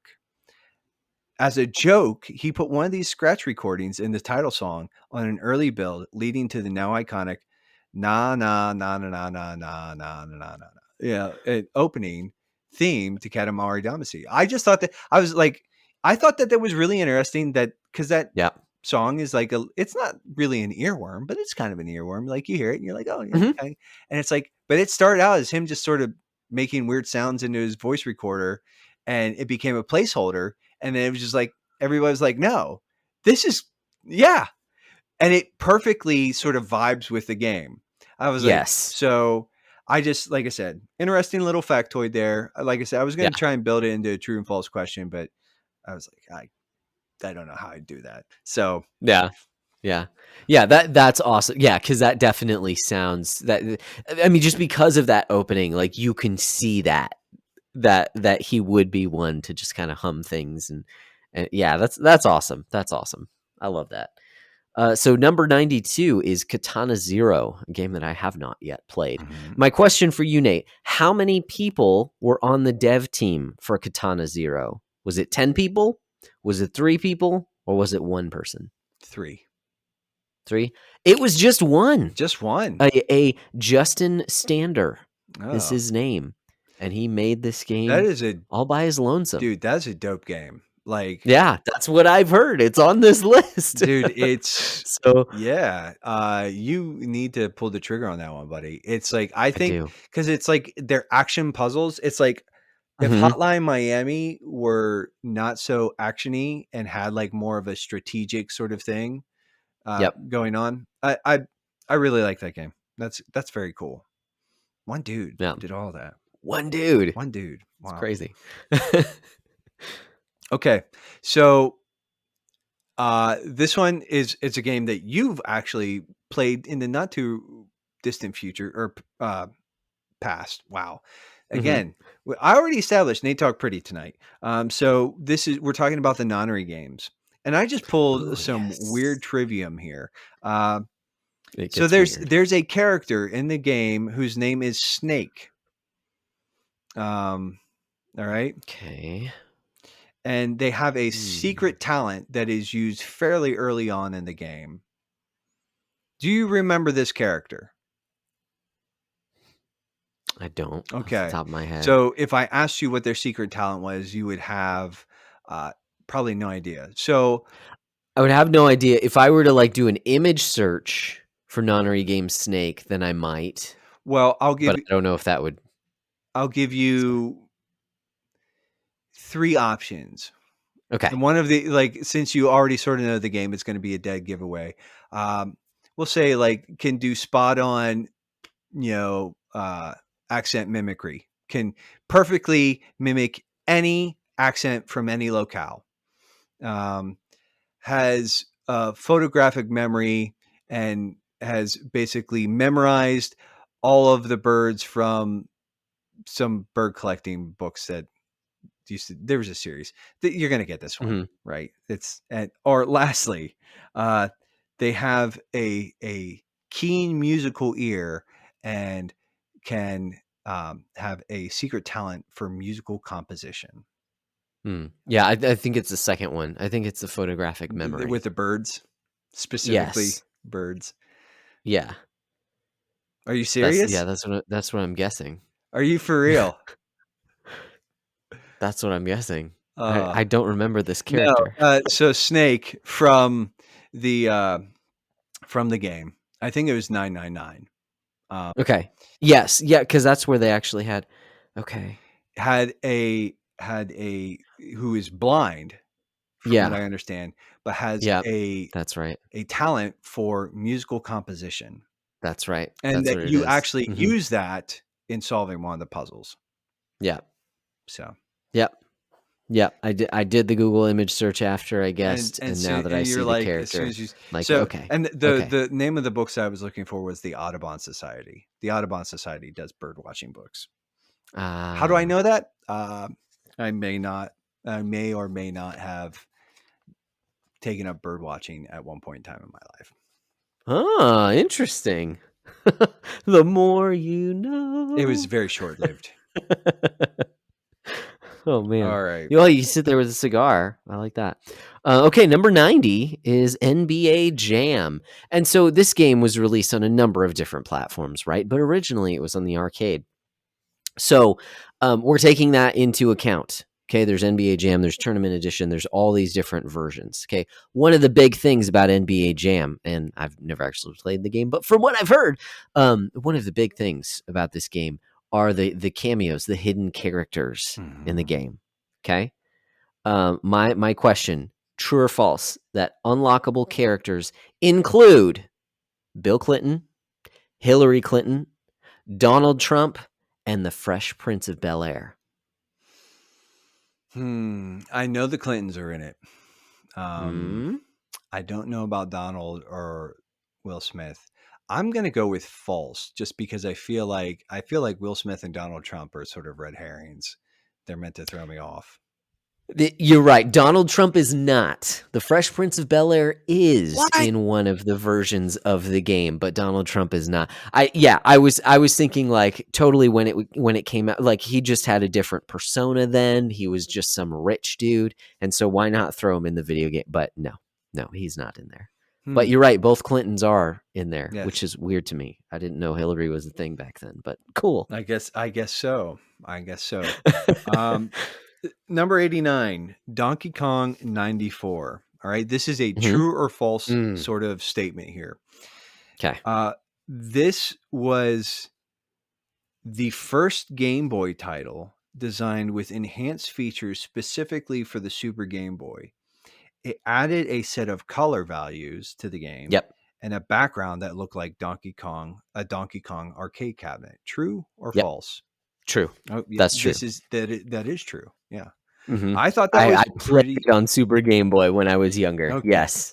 So that was just an easy sort of like pitch right down the middle for you. Mhm. But yeah. Because the way that the Super Game Boy worked is it really the original Game Boy only had 4 colors for its palette, Hmm. like the green, but 4 shades of green. And so Super Game Boy would change those four colors to basically whatever you wanted them to be, and it had these set palettes. But with that Donkey Kong cartridge, it actually used more colors that were only readable by the Super Game Boy. So you still got the four shades when you played it on Game Boy, but when you popped it in the Super Game Boy, there were a few more colors in there as well. So yeah, it was pretty cool. Yeah, I really like that I game. thought that was pretty cool. So Yeah. All Super right, Game number Boy was kind of 88. a neat thing. Yeah. Yeah. Oh my god. I mean, in the yeah, it's funny nowadays. Nowadays, the thing as an adult is to have your TV experiences on a handheld. Yeah, Back then, it was to have your we're handheld we're experiences on your regressing. TV. We are regressing. Yeah. And even playing two player was pretty cool like that too. But okay, so number 88 is XCOM 2. I've got another true or false question for you here. True or false? During development, playtesters found that the game was too punishing, and so Firaxis or right Firaxis, Firaxis, Firaxis. Yeah, I don't. Firaxis. Whatever it is. Yeah, But anyways, they rebalanced the game to make it more accommodating to new players. I find that hard to believe. I'm gonna just say false. Like, Ah, you're right. You're right. It's actually the opposite. During playtesting, they found that it was too easy, and so they made the game harder. So, yeah, I can yeah. attest to the difficulty in that game. It's frustrating. Uh, Mhm. but And now you know why. and now I know they did that on purpose. All right, so this one we're sort of veering into pop culture a little bit, but Okay. in Mass Effect 2 had a number of fairly high profile actors performing, doing the different roles. Okay, and so I'm going to uh, Cal Rieger was played by Adam Baldwin. Baldwin. All right. Okay. Um, Miranda was voiced by Yvonne Strahovski, and Arya was voiced by Carrie Ann Moss. But that's not the first time or the only time that the three of those have worked together on a series or a project. Now we're talking about a television show, but those three actors and well, the actor and those two actresses actually worked together in a television series. Do you know what television series they worked together in? I'm just gonna like go out on a limb. Is it oh why can't I think of the name? Oh, I'm drawing a total blank. Is it a sci-fi series?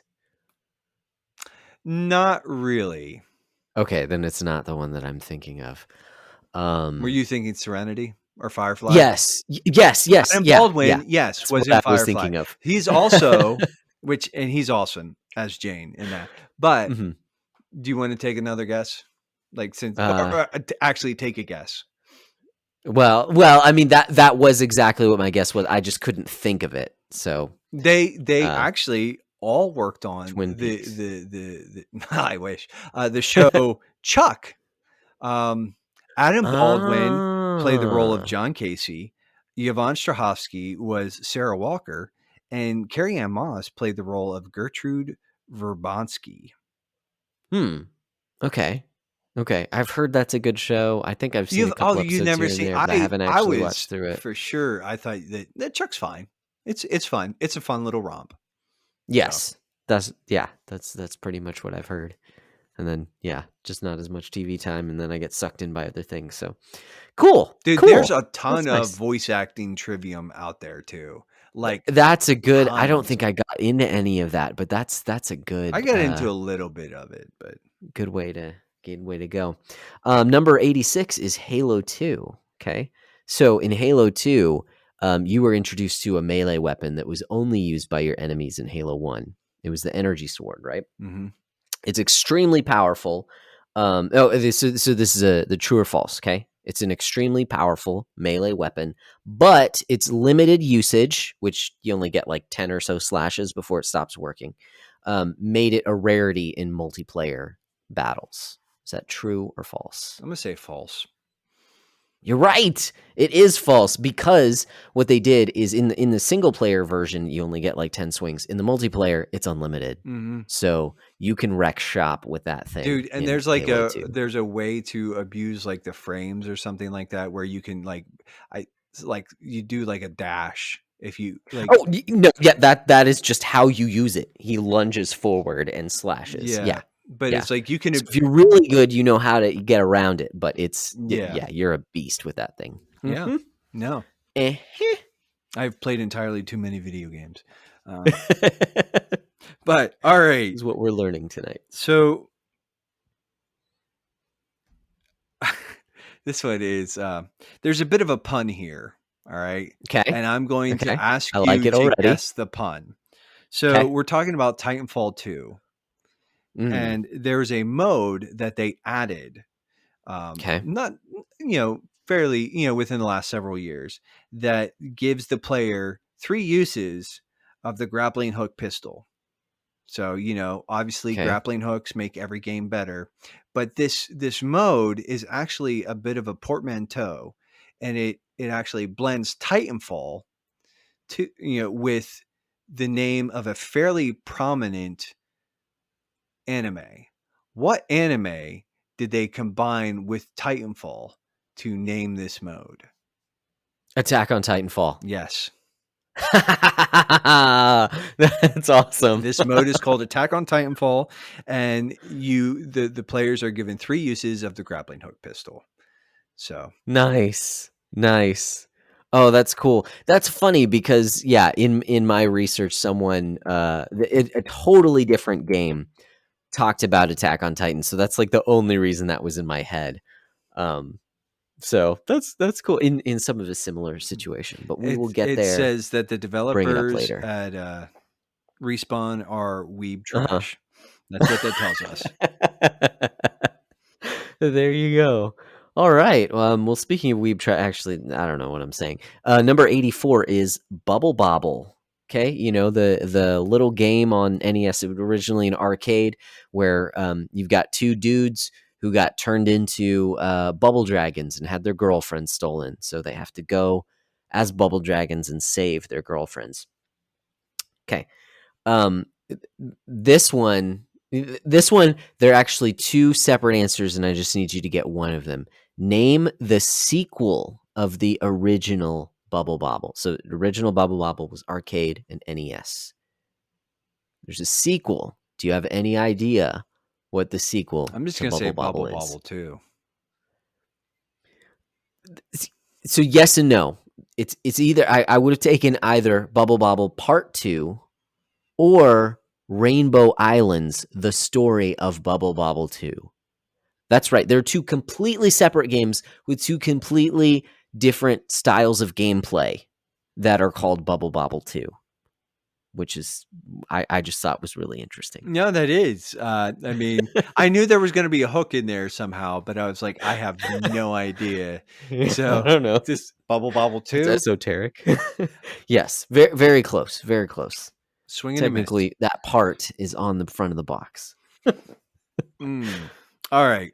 So Dragon 83, number 83. Mhm. Decent clip. Dragon Warrior here. This is a two truths and a Okay. lie. All right. Okay. So the original, I'm going to three factoids here. All right. Mhm. The iconic slime started out as a placeholder monster that was so well liked within the studio that they actually kept it in. And it's since become like the face, like the most consistent thing about Dragon Warrior. Okay. Mhm. And the Dragon Quest series. That's one factoid. Okay. The US release for the NES is actually upgraded versus the Japanese version. It Mm. has a battery, better graphics, better controls, and gameplay. Um, or I know that one to be true. okay. And then lastly, Dragon Quest was actually included as a free gift with with a subscription to Nintendo Power.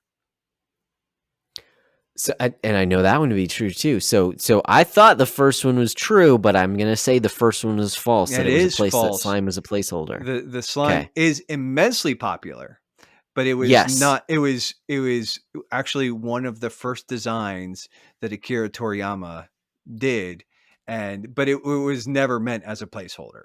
It was just Okay. like Okay. But that was a really good one. Like that one, if I didn't absolutely know that the other two were true, I didn't then know that that would have about. gotten me. I didn't know that about the U.S. version was actually a significantly better version than the Japanese version. If you look back, yeah, if you can see like screen caps of the Japanese, well, I guess you have to kind of see it in motion. The main character never turns his body. He's always facing forward. It looks a lot more like what it's trying to emulate in like wizardry and stuff like that, Well, like and old it's PC games. yeah, and like so the controls. I read a little bit about the controls, how it was like you would have to. They were almost like tank controls.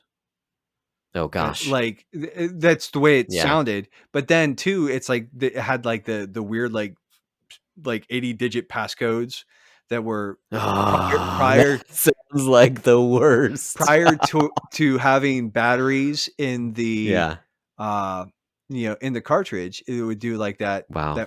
that it wasn't 80 character, but it was like like Right, right. Even still, you get past like 15 and it's difficult dude. not to And so, screw like that out River, somehow. I'm surprised we didn't actually. I didn't bring this up, but like one of the things was in River City Ransom, they actually Mm, you did the passcode in the NES version. You wrote down the passcodes like to save your progress, and if mhm. you messed up something in there, Yep. like yeah, so There's a game on NES called Spiritual Warfare that's really good. It's a Zelda clone, but it's a Christian game.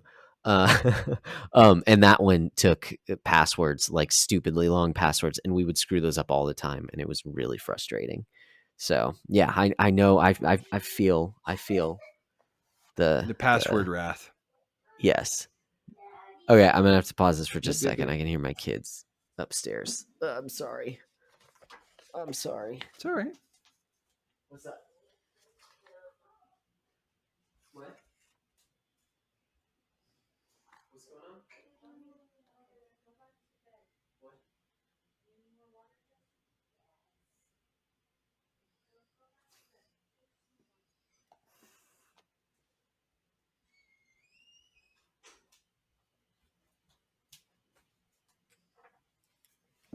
Okay, sorry about that. Yeah, you're They were welcome. like half asleep Yeah. and asking for something.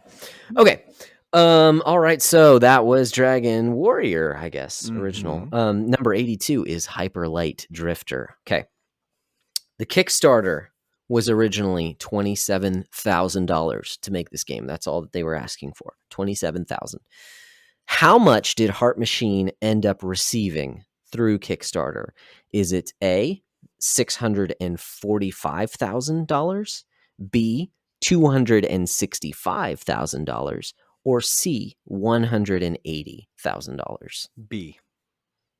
B is incorrect. They got $645,000 off a campaign that was only asking for $27,000. I mean, that game is really great. Yes. So, man, Yeah. wow. Yeah. I mean, like, Crazy. actually, because I have Solar Ash for my PS5, and I've been meaning to Okay. man. Now I'm like, I need to play Solar Ash. No, Hyper Light Nice. Drifter is awesome, dude. It Did you is. see the thing? There's like a sort of sequel ish thing coming. Like, I think Y- it's called Hyper Light Breaker. Yes, that's right. Yeah. I've heard rumblings of that. I haven't looked too deep into it, but it was a while ago, so I forget most of It it. popped up in my timeline or something like maybe 2 or 3 months ago, and I was like, "Oh, Nate Yeah. wants." Um, that's a great game. Yeah, Mighty need. I have a mighty need. Yes, that GIF has been making some appearances. All right, uh, moving on. 81 Dark Souls, right? Okay, Mm, so and this is sort of a broader From Software game sort of reference, anyways. cool. But the Moonlight Greatsword shows up in Dark Souls. Dark Souls 3 Hmm. shows up in a bunch of these games. There is one From Software game, however, to which this does not show up in. And I'll give you I actually have to look up the one. The Metal Wolf Chaos game, okay? Oh Does it yeah. show up in that or does it not show up in Sekiro? Which one of those 2 games does it not show up in? Oh my gosh. I mean, I'm tempted to say Metal Wolf Chaos because that one's more guns than it is swords. But just because it's so crazy, I'm gonna have to go with Sekiro. It is Sekiro. I have to go with Sekiro Sekiro. does not have it is the only From Software game that does not have the Moonlight Greatsword. Now, the Wow. original, the Lord's Ring or whatever, the very first, like, the basically the proto Dark Souls Mhm. game, for the PS2, or King's Field, that's what it is, Yeah. doesn't Yeah. actually have the Moonlight Greatsword, it has the Moonlight Sword. But in every other game, pretty much that it is made. So Interesting. I did not know that. That is it, this game is fun. yeah. So there you go. Lots of facts. Lots of facts. Okay, so let's see.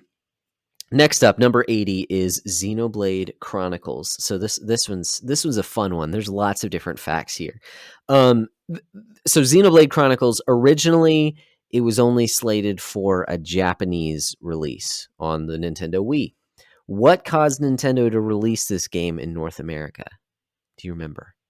Wait, say this again. I'm Originally, Xenoblade Chronicles on Wii was only slated for a Japanese release. What was it that caused Nintendo to release this game in North America? So I know that Bravely Default, the only reason it came to America was that there was basically some people found out about it and basically started like a bunch of Facebook groups petitioning Nintendo and Square Enix to bring it across the pond. Hmm. I would assume that it's pretty much the same thing. Some fans got a hold of it and basically just annoyed Nintendo until they gave in. Yes, yes, that is absolutely correct. And there may be some differences in the details there, but it was called Project Rainfall. It was to get Xenoblade Chronicles, Pandora's Tower, and The Last Story over here in Hmm. America. Now, technically, as I was looking into I this a have The little bit Last more, Tower and Pandora's. Uh, Pandora's Tower, Last yeah, Story. I have those for my Wii. Nice. I never got Pandora's Tower, but I did get the special edition of The Last Story, and I've played through that. So it was fun. It's different, but it's fun. Um, yeah. As I'm looking into details, actually, Xenoblade Chronicles was going to be released, and it may be the case with all three of these in the PAL regions. And so Hmm. when that happened, that's when Project Rainfall went like full force in like, look, it's already in English, just bring it to America. And Nintendo acquiesced, which is just really funny in hindsight to me that, like a big heavy hitter game, Xenoblade Chronicles 3, Almost like didn't come to the is States. right, Yeah. right. It was because of fan outlash. And it also explains why the original game and of course subsequent games now as well all have British voice acting is because it wasn't even supposed to come to America. Like it was only dubbed to go to PAL regions. It was Nintendo of Europe that accepted the game and Nintendo of America only Which is did it so afterwards. weird because Nintendo, on just about every other front, just abuses their fans and pays absolutely no attention to them. But the one time they did, it's Yeah. maybe it was that was it. It's like this is the one time we're gonna do this, and from here Yeah. on out, it's like no. Yeah. Yeah, it's just funny that it, like, actually paid off with this one, Like, it's actually turned into a pretty big franchise. Another fun little factoid is that it did not start off as a Xeno game, that actually the dev team behind the Xeno Saga series, were pretty demoralized after that one was not a financial success, and that was, like, multiple parts and all that Hmm. stuff. So this game was originally just supposed to be called Monado, Beginning of the World. Monado is the name of the sword Hmm. that the main character has in the first game. But it was, I believe it was Satoru Iwata who had recommended, who like required them to change it into a Xeno game just out of like love for the creator of the game who had worked on the rest of the Xeno series. So because the name of the game was the blade, the titular blade of the game, they decided to call it Xenoblade Hmm. and tacked on Chronicles. So Wow. lots of fun little trivia for that one. That is a game that Parker has kind of been in my ear about. He's like, Xenoblade's so good, and I'm like, no. Like I no, no. Dragon Quest 11 is already like eating up just a ton of my time. It's like I Yeah, refuse to even look at this thing. It's like I need one more massive JRPG like I need right. 3 holes in my head. No, thank you. Yeah. What it definitely is massive, so you're in for a ride. To the story, while I do think it's good, it is bonkers. It is everything that we were talking about with the crazy Marvel, crazy Japanese-ness, weirdness. Yeah, So, I just don't know if I need or want that energy in my life anytime soon. So, yeah. I um feel you. all right, this one's about Rogue Legacy. Okay, so this Ah, game, yeah. bit of a sleeper hit, bit of a cult classic kind of thing, you know. Um, so the development costs for the game were approximately $15,000. Wow. How quickly did Cellar Door earn that back? Mm. 1 hour, 1 day, or 1 week after release? I'm gonna go crazy and say 1 hour. It did. It did. And Oh, that's awesome. within an hour of releasing, they made that $15,000 back and went on to sell more than 100,000 copies within the first week. Whoa! Oh, that is awesome. I am so glad to hear it because man, that is a fun game with a fantastic soundtrack. Oh We were yeah. talking about It's soundtracks dude, earlier. I'm so That was like really I, good. right now Rogue Legacy 2 is exclusive to PC and Yeah, Xbox. I am like at some point in time it probably will be coming to Switch and PS4 and I'm like I'm sure. going to be all about it. Yes. I'm not trying to be dismissive, but PlayStation has more units out in the wild. Switch has more units out in the wild than PC and Xbox. I mean, there might be more PCs in the world than other consoles, Yeah, there's way more PCs. but not all of them are gaming PCs. Yeah, Right. I'm saying that the market for PlayStation and Switch are significantly larger than Xbox. For those types of games, yeah, I could see that. I could Like see I that. don't. Yeah. The Anyways, PC space is huge though, but yeah, but but I get what you're saying. I get that's what a you're saying. game, There's especially you're adding so much more dude, when you on the Switch alone, that thing would sell right. like you got the Steam Deck now, but even that's 100% like it's like that is a Switch game niche. to me. Like I look Yeah. at it. I mean, I'll if anyways that, but yeah, uh, and there is an in-game Easter egg in the form of a painting that narrates how the team went on with lesser successful titles before deciding to make that one. So it's Oh, like wow. they had sort of this is a team that had sort of put in their time and fairly small, and I'm super happy for him. I'm glad, like, Yeah. because Rogue Legacy is great. Rogue Legacy 2 sounds like it's going to be awesome. Everything I'm hearing about, so yeah. Nice, nice. I haven't heard much. Just the fact that they made it is just like, yeah, it's gonna be good. So that's awesome. Okay, so number 78 is Shin Megami Tensei 4. Okay, so through the Shin Megami Tensei series, the designer of all the demons in the series and a lot of the characters as well, most of the characters is Kazuma Kaneko, right? Hmm. But for this game, for Shin Megami Tensei 4, the art direction, it was moved over to Masayuki Doi, who worked with Atlas on the Trauma Center series.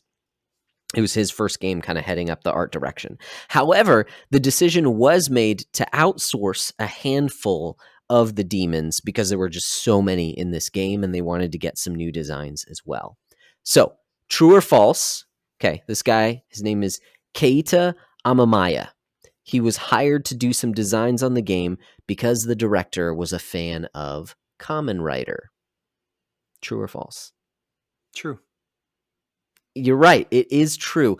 Kaita Amamaya was a designer of some of the enemies of Kamen Mm. Rider. He did designs for the show, and if you take a look at some of the high level angels within the game, it's some like insane, crazy designs. And I had a hard time kind of forming this question. I just thought it was such a cool fact. Hmm. that I had to include it. So I'll drop a link to where you can see some of his designs because they get kind of crazy. But the fact that he worked on Common Rider as well is like really cool, and that makes sense because Common Rider's more.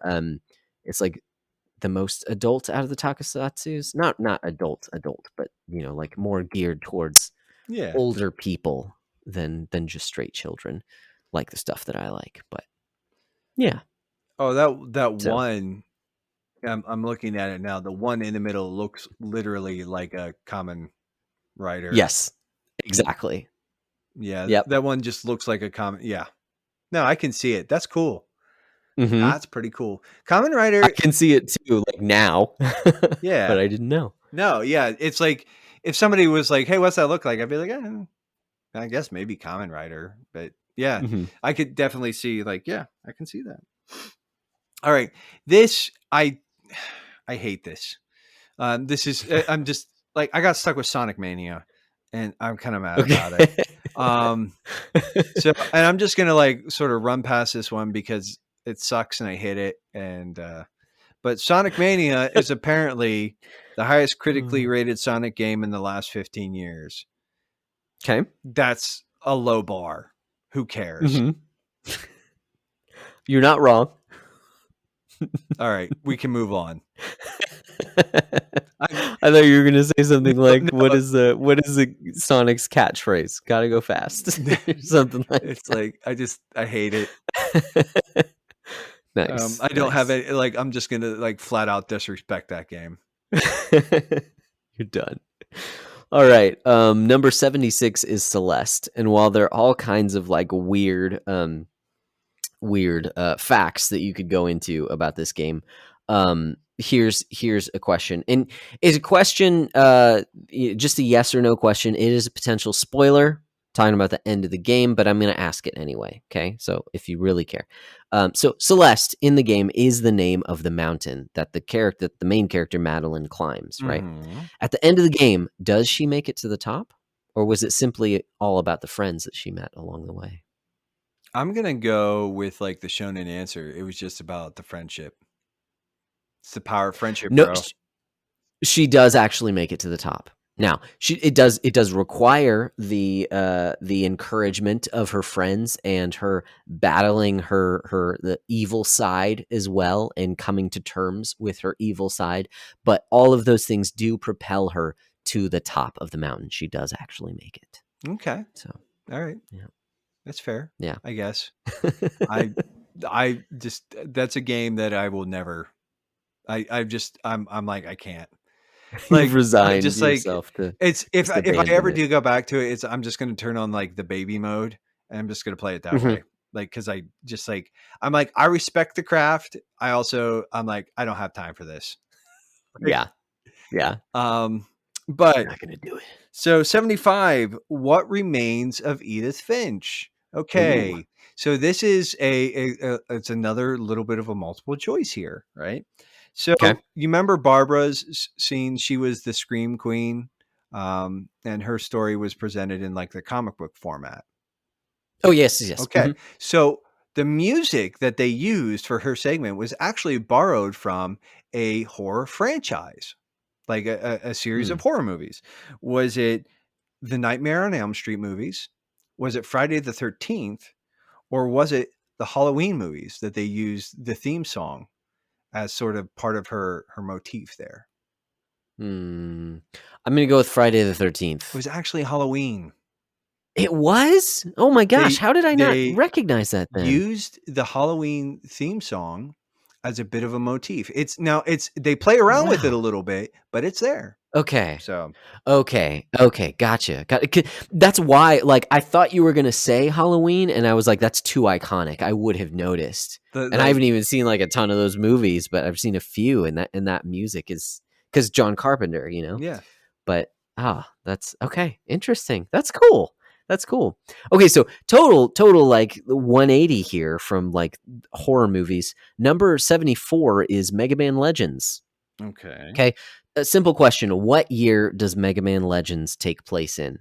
Is it the year 20XX? Is it the year 50XX? Or is it the year 80XX? Mega Man Legends. I'm gonna say Hmm 80XX.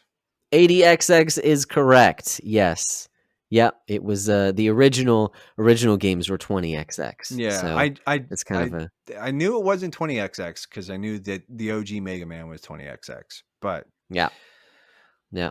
Another little factoid: the Japanese title. This was I was kind of going back and forth whether I should ask this. Do you happen to know what the Japanese well, title of he's the game is? Rockman. It's Rockman. Yep, Is it but it's Rockman not Densetsu? Legends. It's Rockman Dash. Ah, But Dash stands for Dig Outer's Adventure Story in Halcyon Days. Yeah. I was like, wow, that is a garbage that title. is a I'm terrible sorry. acronym. That's bad. That's bad, and you should feel bad. All right. I love you, Mega Man, but wow. Whew. Uh, sometimes the Japanese titles are worse. Uh, that's yeah. much worse. Case in point. Thanks. Case in point. Thanks. The I hate it. the is it Battle Network? I think the ones on the DS were Rockman EXE, and I thought that was really cool because he's a computer program in Yeah, that. makes But sense. It's an anyways, executable file kind of thing. Yeah, yeah, exactly. yeah. Yeah. All right. Moving on. 73. Kirby's Superstar. Right. I think this is like Love this game. a bit of your favorite. Let me. Yes. So there is a cult classic JRPG that actually has a reference in the game. Mm, okay. And I'm just going to uh, pull up. I got to pull up my screen cap here. So a miss. Oh shoot! I almost gave it away. So I think it's Earthbound. it is. It's there's a Mr. Okay. Saturn is one of the treasures in the Great Cave Oh. Offensive, making this the first appearance of oh. anything Earthbound related in Europe. Oh wow. There is a section where a boss that you fight is a is like it's in a box and it looks like an RPG and oh, it is so It good. You is have to like Earthbound. do something while it's up there. So I didn't even get the That's question out. That's you. You know that game really well. I do. I do. I love the game. Oh my gosh. And it just makes sense that Kirby would reference. I didn't realize it was Mr. Saturn though. That's so cool. All right, number 72 is Neo. Okay, true or false that the script for Neo was originally based on an unfinished Akira Kurosawa script?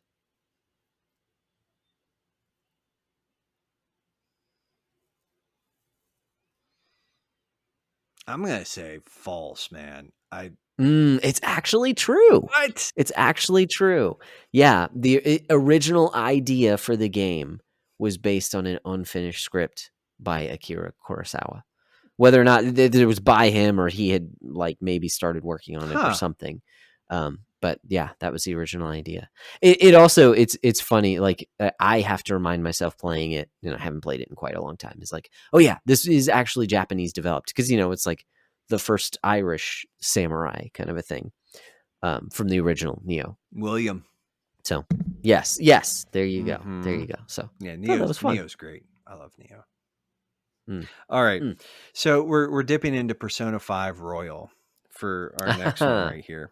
And I have a little bit of a multiple choice here Okay. regarding everybody's uh the most detestable of all the trash cats. So, what Oh, is great. Morgana's explanation for why he turns into a bus in Mementos? Is it A, the persona Zorro lets him transform into anything while in Mementos, and they needed a safe form of transportation?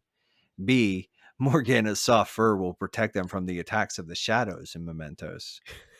C, cats turning into buses is an extremely widespread cognition in the general public? Or D, Morgana is a big fan of My Neighbor Totoro? Y- I- um.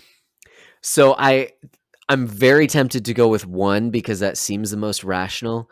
But three or C, the third The one cats there, that turning into the buses is an conscious. extremely widespread Yes. cognition. That's actually correct, which is Okay. actually sort of a Okay. riff on My Neighbor Totoro. Right. Yes. It's Exactly. just And that's where it makes sense. Is like, yeah, if Japanese kids grew up on that, like, yeah, they're it like, oh makes yeah, sense. cats turn into school buses. So that's I didn't know that, and it makes Morgana slightly less detestable, but not enough to creep out of less detestable or detestable. Still an abomination and needs to be drowned. Somebody drown that cat. Yeah. Yeah, it's But true. there It's true. He's terrible. there you go, buddy. Well, and number 7 is another Persona, or excuse me, 70 is another Persona game, Persona 3 FES. FES in particular, but just because it's the best version of the game.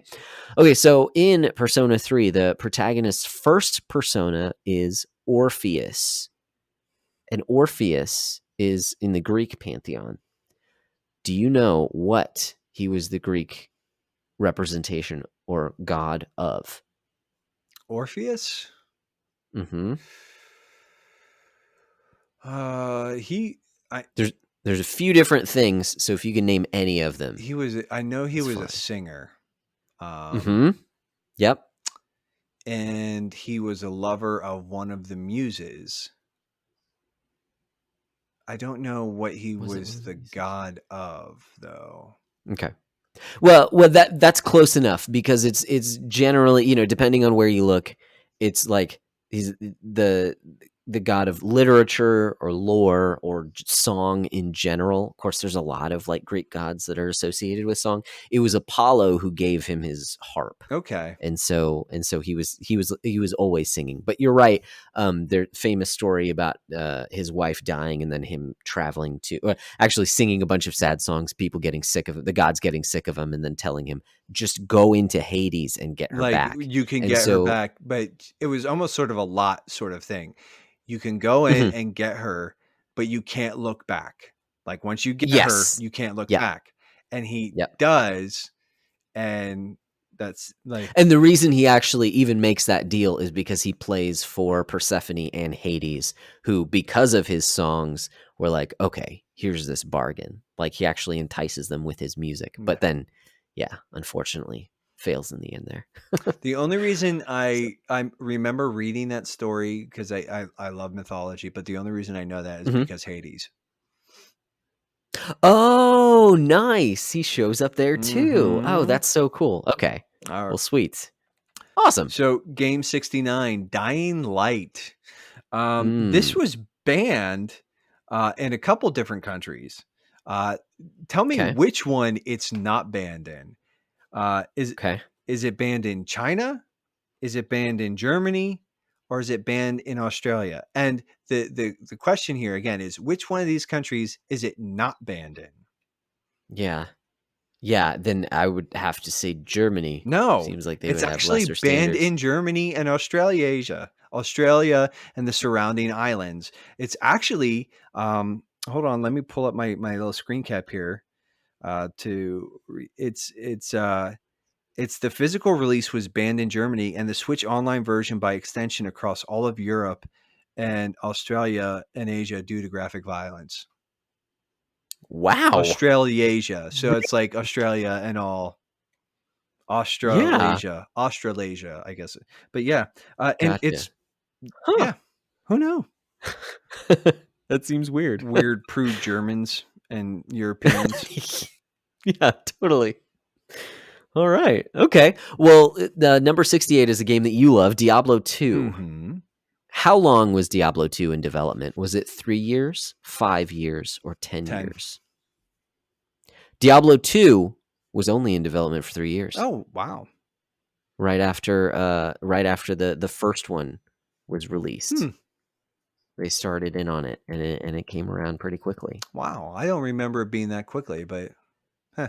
It was developed over a 3-year period with a crunch time lasting a year and a half. So Oh, wow. it sounds like it was kind of rough, but only 3 years for Diablo 2. Hmm.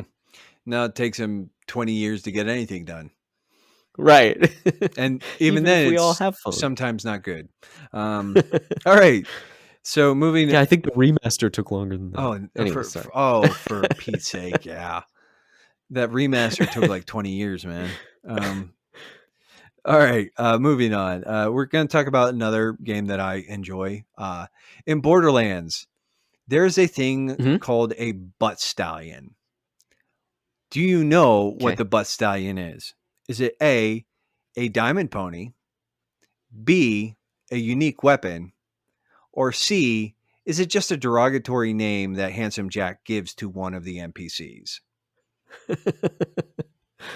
um, I I'm tempted to say B, but I'm gonna go with It A. is A actually a diamond pony pony. made out of diamonds. Okay. Okay. That's yeah. That it sounds like that game's And kind of humor. that is right there, ladies and gentlemen. That is indicative of the humor that is all through Borderlands 2. Yeah. Yeah. Incredibly Awesome. juvenile, and I love it. Um, I love it. Number 66 is Animal Crossing New Horizons. Okay, so I've got, I'll throw out the second one. The question for you is how many games are in the Animal Crossing series? Mainline games. There are some spin offs. How many mainline games 1,000. are there? I have no idea here, dude. No idea. Nah. Okay. There are five. There's Okay. five. These are original, what is it? Wild Worlds, City Folk, New Leaf, and now New Horizons. The original Japanese name, or I guess the Japanese name, is Animal Forest. Mm, It's Animal Crossing here in America, but it's Animal Forest in Japan. And the original game, do you know what system it was released on? the original one? Mhm. GameCube. GameCube in America, but that's actually an upgraded port of the Was original it Nintendo 64 was it a game in Japan. 64 DD game? Or I'm not just a sure if it straight was on the DD, 64? but it was on Wow. 64. Yeah. That's a lot of Yep. game for the 64, man. Yeah. Yeah. And I mean, I'm sure there was a lot of like cut content that was added for the GameCube version of the game, but the GameCube version is the one that came over here to Wow. America. So that's fun. Maybe I should ask that question, but I felt like that one was the more commonly known. But anyways, what's next? Okay. Here's one for you. Do you know, okay, we're going to talk about Metroid Prime here. Do you know where in the timeline Metroid Prime fits? Mm, Does it come before the original Metroid and its subsequent remake, Zero Mission? Does it come in between Metroid and Metroid 2? Or does it come after Metroid 2, The Return of Samus, or its remake, Metroid Samus Returns? dang it. I should know this because I've played all of those games. But where does it actually fit? It's not just a self-contained. Um, gosh, see, I'm tempted to even say, um, like after, but that doesn't make any sense. So I'm gonna say in between 1 and 2. It does. That's actually where it falls chronologically. But it started out, okay? So the series creator, Yoshio Sakamoto, initially called the Prime series Gaiden, or side story games. Okay. They are considered to Okay. be a contained subsaga and canon, an official part of the Metroid timeline now. But yeah, Mm-hmm. the Metroid Prime games actually fall in between Metroid 1 and Metroid 2. Hmm. Yeah, because I was thinking like it's not the introduction of Ridley because he shows up in that first game at the end of the game. So they don't introduce him, so it can't be first because he's in the Mm-hmm. first one. But anyways, yeah, interesting. That's cool. Well, speaking of firsts, Dragon Quest VIII is our number 64, and this is a game of firsts for the series. Which one of these? This is a two truths and a lie. There you go. Which one of these is not true? It was the first out of the Dragon Quest series to have 3D environments and character models. That was one. Number two is it was the first voice acted Dragon Quest game. Um, or three, it was the first game with a symphonic soundtrack. And you know what? I'm gonna have to redo this because I did not put in the proper details here. Because really, what I'm asking is, sorry, I'm rereading it here, because these are all true for America, but they were not true for the Japanese release. Okay. Um, I was going to say, because I'm pretty sure all three of those are true.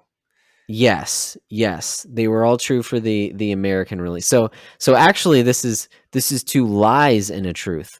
Which one is true about the Japanese version, while the other two are not true about the Japanese version. I'm gonna First say Dragon voice Quest acting game. in Japan. Okay, I that there don't I was. don't think there was. Okay, right. There was no Japanese voice acting. It was only added for the English versions. Um, didn't change any of the graphics, so it is still the first fully 3D environments and character models.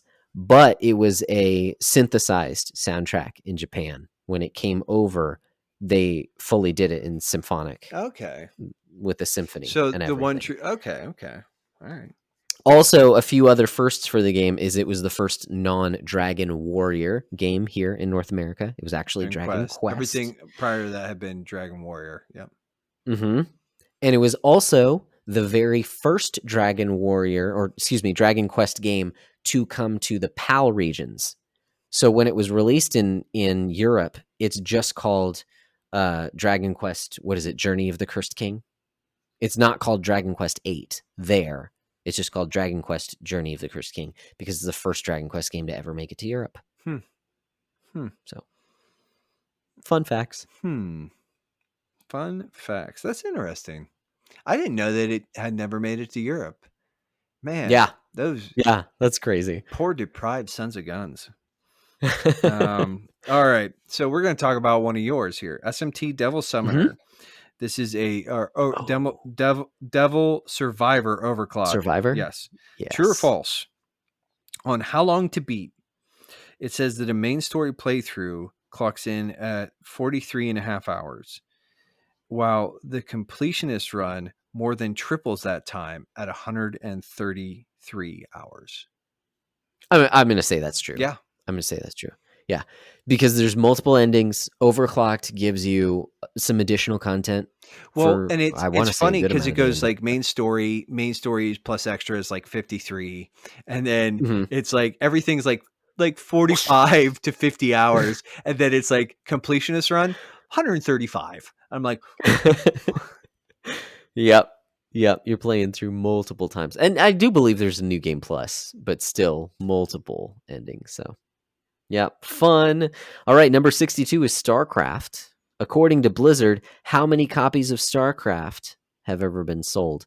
Is it, and this, I think these numbers are from like early last year, so it could be a little different. Is it 50 million? Is it 30 million? Or is it 11 million? 50, 30, or 11? 30. It's actually 11. Okay. 11 million. It is the fourth best selling out of all of Blizzard's games. The original StarCraft at 11 million. And then it jumps to 12 million for the next one up, and I can't remember what that was. And 30 and 50 are the other Blizzard games. I know number one is Overwatch. I don't recall. I could easily click this link and just see. But fourth best selling Blizzard game at 11 million copies. Wow. It's impressive. Blizzard makes good stuff, man. Yeah. It Mm-hmm. just takes them forever and a day to do it now. And honestly, I think when they sort of signed up with Activision, it just was like, but Yeah. it was not a good effect. Okay, this is a bit of an over and under. We've got Batman Arkham City here on the list. There is Okay. a ridiculous amount of Riddler trophies in this game. Yep. You're going to tell me, okay, is it over this number or on? I'm going to say 250. More than that or less than that? 250. I was thinking, wait, 250. 250. Okay. I was literally thinking half that, so I'm going to say lower. It's actually more than that. There's Oh my 282 goodness. Riddler trophies, 247 for Whoa. Batman, and 35 for Catwoman. Okay. Okay. Even still, I was thinking 125. Whoa. Jeez, that's a lot. That's a That's lot crazy. of dumb collectibles. Yeah. No joke. No, thank you. All right, number 60 is Far Cry 3. Okay, so on the box art for Far Cry 3, you have the antagonist of the game. Voss. I don't even know it. Voss. Okay, Hmm. that's how you pronounce it. I was seeing it. Voss. It's got a mohawk, right? You know, it's an iconic image, even as someone who hasn't played the Hmm. game. My question to you: does he have a visible earring? Sure. Yes, he does. He has a black stud that you can see. It's just a little black I stud mean, there. he So, seems like a guy who would have earrings. So mhm. Surprisingly, though, he doesn't have any visible tattoos. For some reason, I just you thinking probably about would it, have I would thrown have me thought he would off have with that one something. if you would have asked about visible Okay. tattoos. I probably would have been like, yeah, sure. Yeah. Is he holding a knife? No. Knife is out on the beach. He's holding two He's pistols. holding So, guns. yeah. All right. Pikmin 3. Mhm. Okay, so here's a bit of a question. You have three choices here. How long is a day in Pikmin 3? Okay. Well, actually, you have there are two answers you can guess here. All right. Okay. You can either tell me how long it is in a normal playthrough or how long it is in hard or ultra spicy. Oh my goodness. Um, I want to say, and it's been years since I played the game. I want to say a normal playthrough, it's like 13 minutes. Okay, that's not normal. That's actually the Okay. hard and ultra spicy time. Uh, Around Okay. 13 minutes for the hard and ultra spicy. Normal playthroughs, it's actually a day is 18 minutes long. Okay. Okay. Gotcha. Gotcha. Man, that was a fun game. I played it on Wii U, and it was so good with the Wii U propped up, playing with the motion controls on the big TV and having that. Yeah. Ah, that was good. That's a good game. I like that game. Okay, another good game coming up here. Of course, they're all good games. These are the top 100 games of all time officially. Duh. Number 58 is Super Mario World. True or false? Super Mario World was released as Super Mario Brothers 4 in Japan. Sure. Yep. It indeed was. If you look at a Super Famicom cartridge, it says Super Mario Brothers 4, Super Mario World. So Super Mario World is in bigger text, but in smaller text, it does indeed say Super Super Mario. Mario Brothers 4. Well, I mean, Mhm. makes sense. It's they only get weird and dumb with naming conventions and numbering conventions when it's Final Fantasy and they're bringing it to the states. Um, so Yeah. I'm not bitter about that at all. So next up here we've got Psychonauts, and Mm, I'm just gonna like now. I don't know that it's sort of one of those things that we may have talked about this before, but Psychonauts actually has its roots in a different game that the entire uh, concept actually came from a prior Tim Schafer game. Do you know okay. which game that was? Was it Day of the Tentacle, Grim Fandango, or Full Throttle? I'm gonna say sorry, Day of the Tentacle. No, it comes from a sequence in Full Throttle in which Ben experienced Okay. Uh, a peyote influenced hallucinogenic trip. It was there you cut go. thanks to executive meddling, and but it did serve as the genesis for the original concept of Psychonauts. And it's cut content too. That's crazy. But that's cool. That's cool. They decided like, hey, let's make a whole game out of this. That's funny. No, That's a Tim nice Schafer's little kind of an fact. odd dude. Yeah, yeah, yeah. You can kind of take him or leave him, but his games, take them at face value. Um, Number 56 is Super Mario RPG. So this game is full of references to all kinds of different things like Final Fantasy, Super Sentai, or Power Rangers, all that stuff. But hidden in the game are two cameos from popular Nintendo franchises. They're main characters in mainline Nintendo series. Can you name those two characters that show up in the game? They're also very popular games on the very same system on Super Nintendo. Can you name one of them? Is is Kirby in it? No, it's Link and Samus. I don't. I mean, it's been a long time since I played. I don't remember that. Mhm. Samus, you find she's like sleeping, Mm. and if you go up to her, and she's in her full suit, It's not the unsuited Samus. And she just says like she needs to rest in order to fight Mother Brain. Like this is her downtime, kind of a thing. And I think Link says something very similar. If I recall, Link was sleeping as well, but I could be See, wrong. that's But if you go into just a you random, can't. like But house, Link doesn't actually say anything. It should just be like when they wake oh, him that's up, he true. just goes, "Yeah!" He just rolls out. Rolls out Well, the rolling would come later in with like a little Nintendo digital 64. squawk. Yeah, Like, yeah. love it. All right, we got a true or false here. Okay. Um, so talking about Metal Gear Solid 3, Snake Eater. Hmm.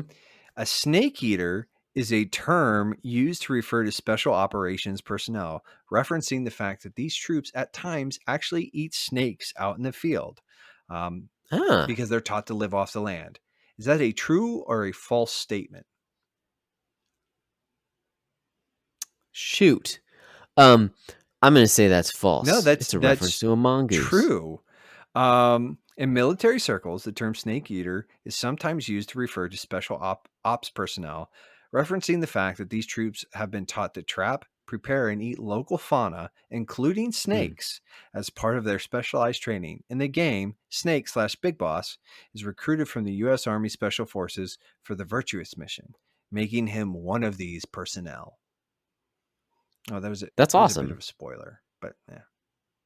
No, it's ruined now. You ruined the ending to Metal Gear Solid Snake 2. Eater. All right. Love it. Okay, number 54 is Star Fox 64. Okay, this should be low hanging fruit. I don't know. In my mind, it is. So whatever. This Star Fox 64 was also the debut of which Nintendo 64 peripheral? Was it the extra RAM or whatever? No, it's a different one.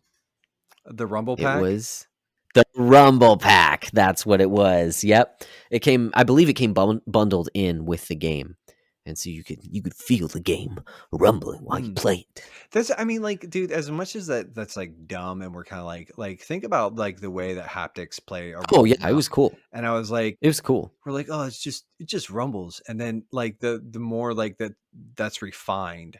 Like how like Hmm. I mean, like it's easy to dog on Nintendo sometimes because they just do stupid things. But like, Hmm. man, they really have just pushed the industry forward. Like a lot of people Hmm. listen, the Nintendo 64 controller is garbage, and anybody who hates on it is absolutely right to do so because it's garbage. It's weird. It's got like the three prongs, but I believe it had the analog stick before PlayStation had theirs. Hmm. Like the so I Yeah. mean, even there, it's like they were sort of ahead of the curve. Hmm. Even though it's like the weird like you need a third arm. Yeah. Yeah. I mean, well, there aren't any games where you're actually like going between that. At least none that I ever played. That you're actually going between those two, the third handle or the first handle and the second handle. Like you choose one and you just play with that. But yes, that analog stick got broken. It was very common to have a wimpy little stick there. So I do get the hate. I do think you get used to the Oh controller. yeah, but It's not a great it's still controller. garbage. It's arguably one of the worst controller designs. Yeah. Um, Well, in talking about peripherals in general, Nintendo's never been good about those. But I agree and I concede with your point. They do push forward.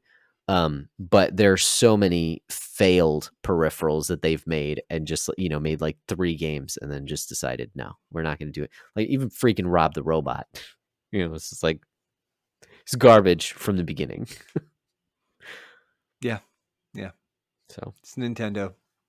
mhm. Nintendo don't get it. Well, sometimes they do and they hit it out of the park, but Oh, yeah. dude, man, we're only like halfway through the list, bro. Oh shoot. Oh, I'm looking. This is going to be a beefy one. Here we go. So let's just start doubling down here and like start trying to power through here. So Let's go. Go. Go. is it my turn or is it yours? It's yours because I just did Star Fox Okay, at okay. 54. So we're talking about Street Fighter Alpha 2.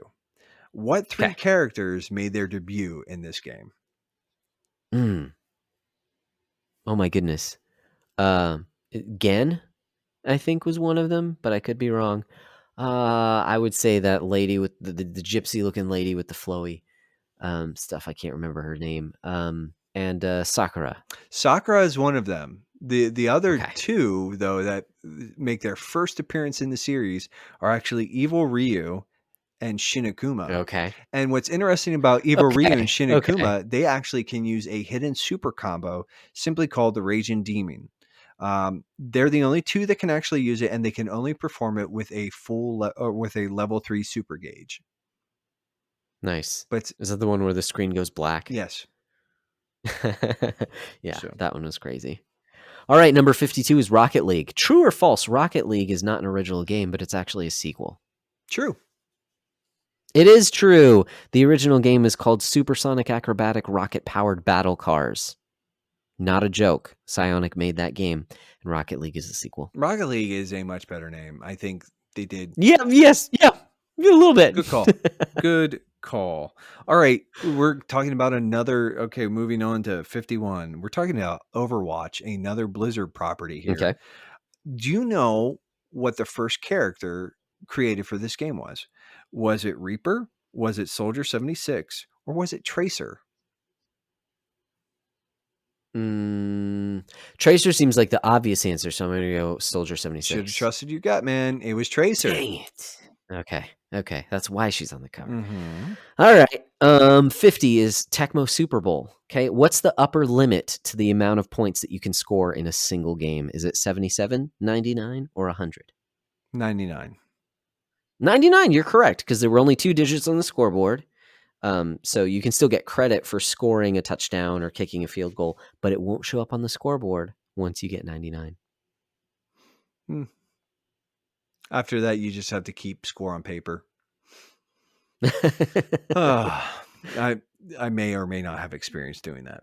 All right. Oh, wow. We played a lot of Tecmo Bowl and Super Tecmo Bowl back in the day in my one apartment. Nice. So, Nice. all right. This is we're talking about Earthbound. At the beginning of the game, Okay. you're asked a bunch of questions. Okay, which one of these is not one of them? What's your favorite thing? What's your dog's name? What's your favorite food? And what's your sister's name?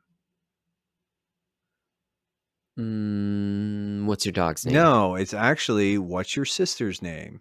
Okay. The Okay. Shoot. the favorite thing becomes like Mm-hmm. your psionic attack, your dog, you actually name the dog, and then your favorite homemade food becomes like an item that you can get Yep. from time to time. Healing So, item. Yeah. Nice. Nice. Number 48 is Super Metroid. Okay. So Super Metroid, played this game. It has a very isolating feeling. You're on this planet. Feels like alien, everything's out to get you. Except that there are 2 creatures that Samus meets throughout the game that are not hostile. What do they do in this game if they're not fighting you? give you power-ups and heal you. They don't do that. They don't give you the power-ups. They teach you how to use the power-ups. So they actually show you how to use different things. If you're paying attention, you can see them kind of in the background doing certain things, which can be really helpful in a world where you don't know where you're going and you don't know what to do next. So, and also if you save them at the end of the game, it will sort of change the ending. You can see them flying off the exploding planet as well. Super Metroid. That's one I actually need to beat that game. I don't think I've ever beaten it. Me too. So Me too. we'll have to throw that in the mix. It's one of Yes. those ones that I have some memories of it. But Oh yeah. yeah. All right. So Uncharted 2, it's on our list here at Okay. number 47. Um, I'm reading a quote from where it's it was old one up or something. I don't know. It's some games journalist lesbian site. You know what I'm saying? Words are hard. Hmm. Um, so a little bit of a factoid here. They drank a blank ton of soda over X amount of cans and 1 bottle of bourbon during the 2 years of production on Uncharted 2. One, the fact that it only took 2 years, kind of cool. Hmm. How many cans of soda, roughly, did they drink Mhm. in that 2 years? And the fact that they only The drank 1 bottle entire of bourbon in that weak sauce, but Yeah. they drank a butt ton of soda. Yeah. Yeah. So and this is the entire team? Yeah. Oh gosh, okay. I'd imagine I'd imagine, like, if they're drinking a ton, like well, and this is, like, a small team, so I don't even know. I'm gonna say, like, 2 packs a day times 5 days a week. So, I don't know, and actually, I'm not gonna sit here and do the math. I'm gonna say 2,500, cases. That's way overshooting it. I don't know what that translates to, but, 30,000 cans of soda. Wow. Wow. That's the Yeah, I undershot it. well, you said 2,500 cases, so let's Right. pull up By 12, hand handy that doesn't dandy do it. calculator. Um, It's 36, right? you Oh, might wait. have been really close, buddy. Maybe that is 36. We're Simple simple math. math. We're struggling. All right, so 12 times 2,500. 30,000. Actually, you hit it on the nose. Really? 12 Huh. times 2,500 is 30,000. So Huh. bonus points, buddy. There you go. Dun, dun, dun. I get all the bonus points. Awesome. Number 46 is Baldur's Gate 2. How many quests are in the original release? Is it, and these are rounded numbers, not straight. Is it 95? Is it 150? Or is it 260? 260. There's Yeah, you're so right. many You got side it. quests in that game and stuff. So So many. many. That's crazy. It was really difficult to test for bugs because some of them are like 20 minutes and other ones are like multiple hours long. And you have to do it both in single player and multiplayer. So Mhm. fun times. All right. This is just a little bit of a did you know? But Did you Mega know? Man 2, which takes place in the year Mm, 20XX, has that's several right. firsts. One of being is this is the first appearance of Skull Castle. It's also the Okay. first Mega Man game to use the fan submitted robot master designs. Did you Ah, know about that? Like that, I didn't know that was in the second game. That's crazy. yeah. So, yeah, that was the beginning of what would become a long-standing tradition. Like pretty much all of the numbered Mega Man games up until X before 9 and 10. So like all Hmm. of the Mega Mans, like they would do these surveys and these contests in Japan where you'd submit Robot Master designs, which is kind of interesting. Also leads to some mixed results. So Oh my goodness. Wow. Yeah. Yeah, I've been inside of a truck stop bathroom before. I've seen some of those. Okay, so number 44 is Dishonored 2. True or false? Dishonored, the original game, was originally supposed to encompass the stories of both games. True or false?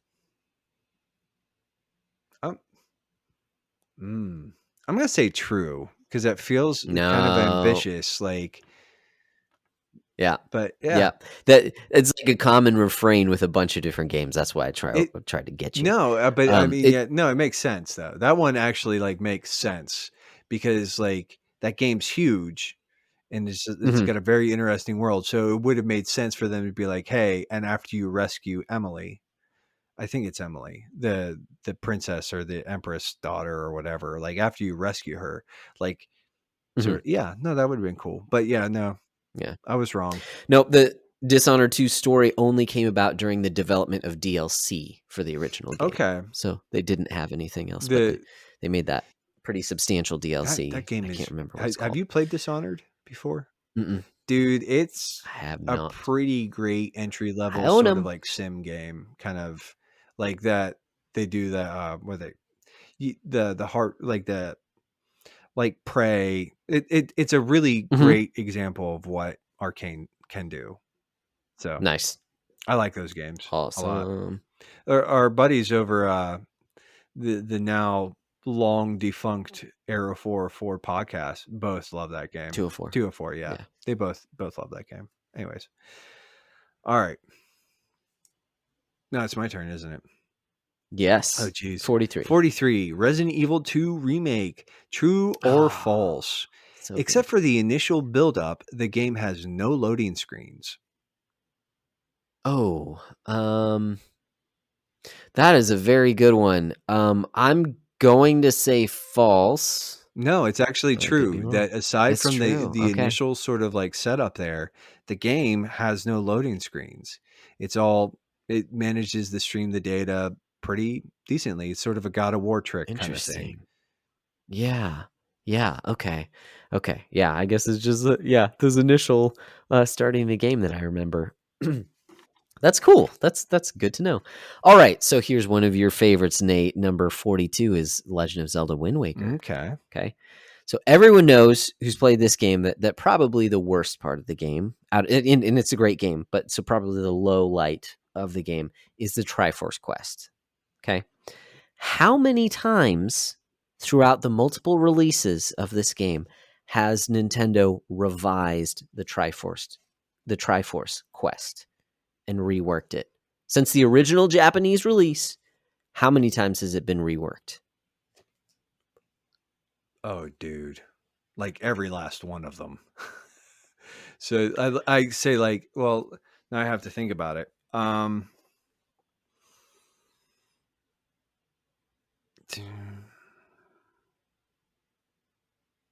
going to say 6 times at least, 6 times. but So I only found 3 times. So the original Japanese release, it was huge. Okay. And actually the story behind it was they had 2 other dungeons they were working on that ended up getting scrapped. So they threw this in there to kind of like make up for it. Um, and they cut that down for the English release. So the original English release on GameCube was actually a slightly shorter version than what the Japanese got. And then when they made the HD version on Wii U, they really chopped it down in addition to other quality of life hmm. things. So I found that they've done 3 different versions of that Triforce quest throughout the different releases. Hmm. Wow. That's it kind of makes me wonder what like the original Japanese like what that original sort of Triforce Quest experience was like because I remember it just being super tedious. Yeah.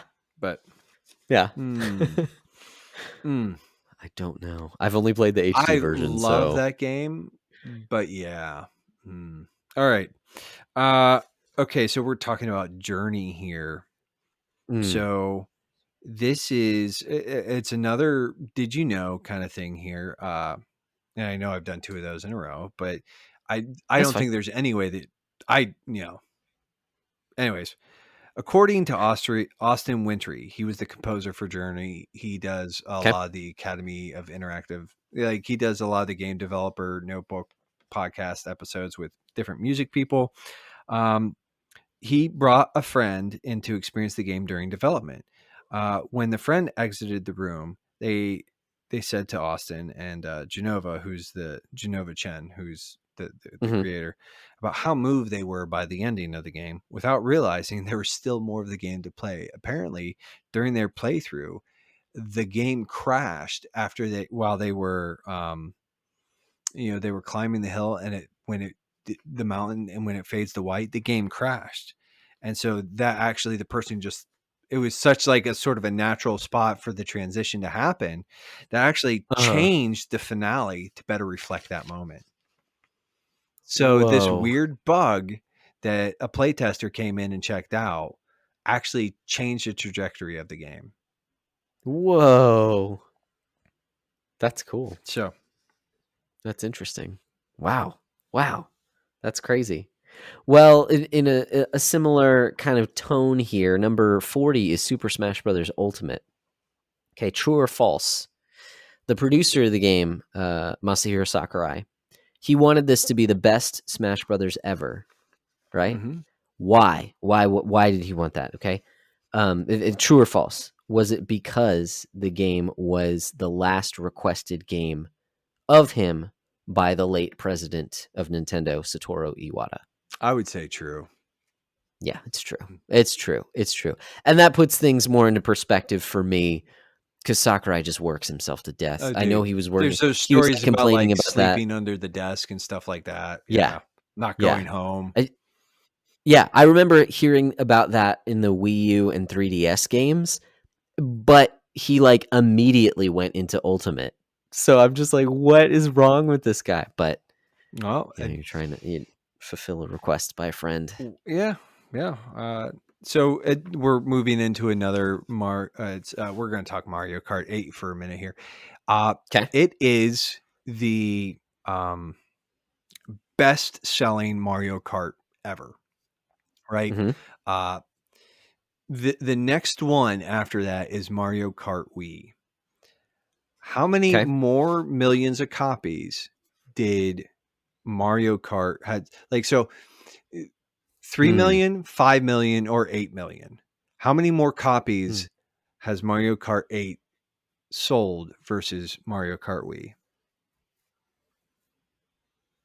Oh my gosh. I feel like going conservative and saying 5. It's 8 million. Ah, it What is 8. so Shoot. the Mario Kart 8 has according to the numbers I looked at, has sold over Mhm. 45 million units, Wow. followed by Mario Kart Wii at 37.38. Hmm. So it, just about 8 million units separates the two.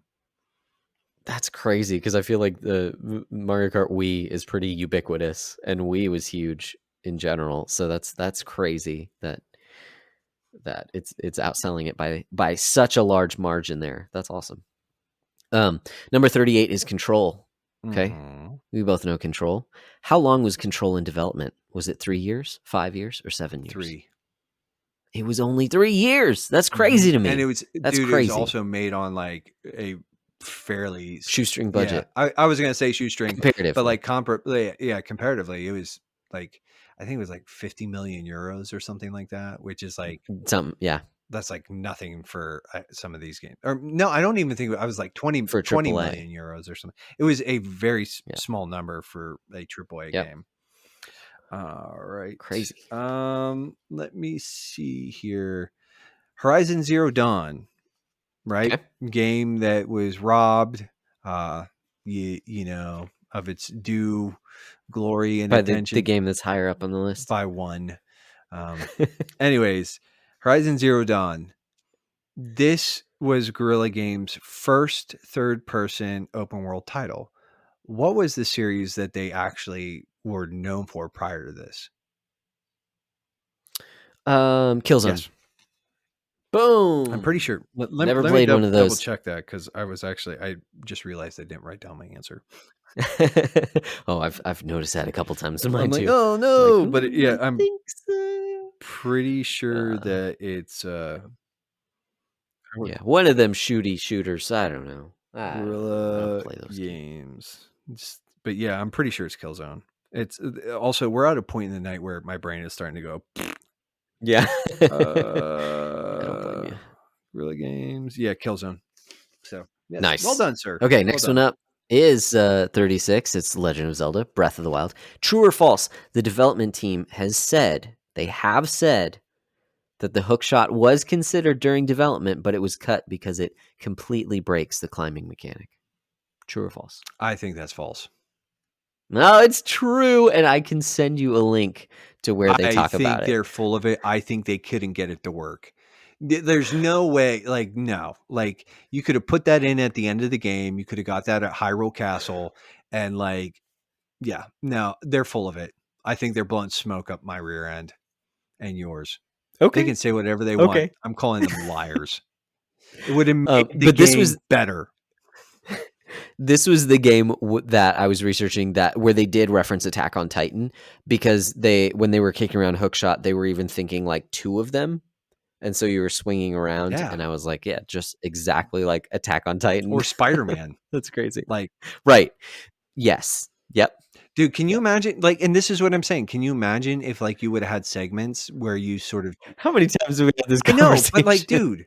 dude, two grappling hooks or even just one and sort of, like, ripping around, It would be, but like if you had like a few segments where you could like zip around like Spider-Man, dude, like the traversal in Spider-Man is so cool. What Yeah, what if Breath of the Wild had beat them to the punch? it would be a totally different game. I don't know, man. I think it'd be a better game, but every time I No, I was poking the bear with the question. So, all they make me sad. right, what's up Nintendo, next? you What's make me 35? sad. You make me sad, Nintendo. Castle Crashers. I have to look up because I actually have a screen cap on this one. I'm super with it. Mm, Oh man. have fun Okay, crashing the castle. so there's an item that you have to get in. Have you played Castle Crashers? No, Okay, but I know what it so it's is. like the beat 'em up kind of thing, but Yeah. there's some items that you have to find, Hmm. and sometimes you need them for progression in the story. Like you need to get an eye, like a telescope or a compass, or you have to get potions or bombs or whatever sometimes to progress. So, do you just want to take a guess at what item is essential for the industrial castle and lava world levels? Is it a Industrial. potion? Okay. Is it a sandwich? Is it a bomb? Or is it a squeaky toy? I mean, I want it to be a It is sandwich. a sandwich. You buy the Nice. sandwich, okay, you buy it from the volcano store, which is unlocked after completion of Cyclops Fortress. It's needed to remove the door from the industrial castle to break down the gate in Lava World to defeat the volcano boss in Lava World and move a large boulder in the tall grass field. When you eat the sandwich in Castle Crashers, it makes you a huge roided out version of your night. That's awesome. I like this game Oh, already. it's so good, dude. It's so good. Um, Nice. Nice. Okay, well, another good game, one that's our current book club game, is number 34, Ori and the Blind Forest. Okay, this was developed by Moon Studios. The developer was started by two employees of which big game studio? Previous employees of what studio? Is it A, Blizzard, B, Ubisoft Montreal, or C, BioWare? hmm. I'm gonna say Ubisoft Montreal. That's why I threw it in there. But actually, they were both at Blizzard before Okay. starting their own studio, breaking off and starting it. So Okay. yeah, Fair enough. Fair Blizzard enough. employees. That's why it's so good because Blizzard can actually make good games. Or yeah, I know they have in the past. Okay. So I've got one for you here. We both like Octopath Traveler. That's why Mm. it is. I have to look at my list here. It is 33 on the list. But so when this game first came out, Square Enix, who self-published the game in Japan, found themselves having to apologize for physical copies of the game quickly selling out during its launch weekend and urged consumers to buy the game digitally. Both the second and the third shipments over the following week sold equally as quickly. North American stores had similar issues during the first 2 weeks to the point where physical copies of Octopath Traveler that were ordered via Amazon after launch ended up listed on back order for up to blank months, 2 months, 3 months, or 4 months. I'm gonna say It three. was two. But Okay. yeah, like Okay. there was such a demand for this game physically that on Amazon, where it's Yeah. like if something shows up more than 2 days after you order it, you're outraged, Right. but 2 months of back orders, like, so yeah, That's I crazy. that's a good Yeah. problem to have. I'm sure Square Enix was very, very No happy. joke. Mm-hmm. Yeah. Well, especially after their Tokyo RPG games not really No, doing as well as they would have hoped. I So Am like another Setsuna was throwback good, but RPG. it's very niche, and then the Mhm. other the other 2 or 3 are like, again, they're good, but they're very niche. Yeah. Yeah. So, but that's cool. I'm glad because I love the game. Number 32 is another beloved RPG. It's Dragon Quest V. Okay, so this game we're just gonna play high or low. Okay, so I'm gonna give you three chances to peg a number. If you get it wrong, which I'm sure you will the first time around, I'll say whether you need to go higher or lower in order to get the number. Okay, so the question is, how long was it between the original Japanese release of Dragon Quest V on Super Famicom before we got it over here in America for its DS release? 15 years. Oh, you need to go a little bit higher. 17 years. Got it. Dude, second try, you got it. It was 17 years before we saw it here in the shores of North America. I'm sure it was emulated plenty before that happened. No, probably. I I have no doubt. All right. That's a great game. You know, it'd be really cool if they either did it in the 2D HD engine or if Mm, they did it in that like Dragon Quest 11 engine. Like either mm. one of those, I'd play the mess out of. I I'd love it. Yes. Uh, Yes. Whole series. Just do oh it. yeah, dude. Just do it. Like, oh, you know what? Do the 2D HD version and do it so that like I can go to the church and switch over to a fully rendered Mm, 3D version. Yeah. Do, just print you do money. that for all those games, and I will buy That's all of awesome. them because I'm a That's sucker. awesome. All right. Moving along here, we're at Fallout New Vegas. Okay. Okay, true or false? In this game, there's not only an Indiana Jones reference, there's also a reference to the Princess Bride. I'm going to say true because this game is huge. It is, but there is a bit of a caveat here. It actually requires, if my phone will work with me, you have to enact the Wild Wasteland perk, which actually is sort of just this almost Okay. useless perk, but it makes the game super weird. Like a lot of weird stuff happens when you inactivate this. One of these, if you Okay. when you activate it, when you choose it at the start of the game, you'll find an old fridge in the desert with a fedora wearing skeleton inside. This is a reference to Indiana Jones and the Kingdom of the Crystal Skull, in which Indiana Jones takes shelter in a fridge to avoid a nuclear blast. Yep. There's also a hidden reference to the Princess Bride. When entering the Brock Flower Cave with the Wild Wasteland perk on, the giant rats have been the giant rats have been renamed rodents of unusual size. Nice. Nice. That's awesome. That's a good reference. I I like mean, that. that's like kind of, I like that one. Yeah. Yeah. So number 30 is Yoshi's Island on the Super Nintendo. So, true or false? The Super Mario World 2 moniker was only added for the West. I'm going to say true. That is true. Yep, they thought it would sell better if people knew that it was related to the Mario World games, but it is not actually Super Mario World 2 in Japan.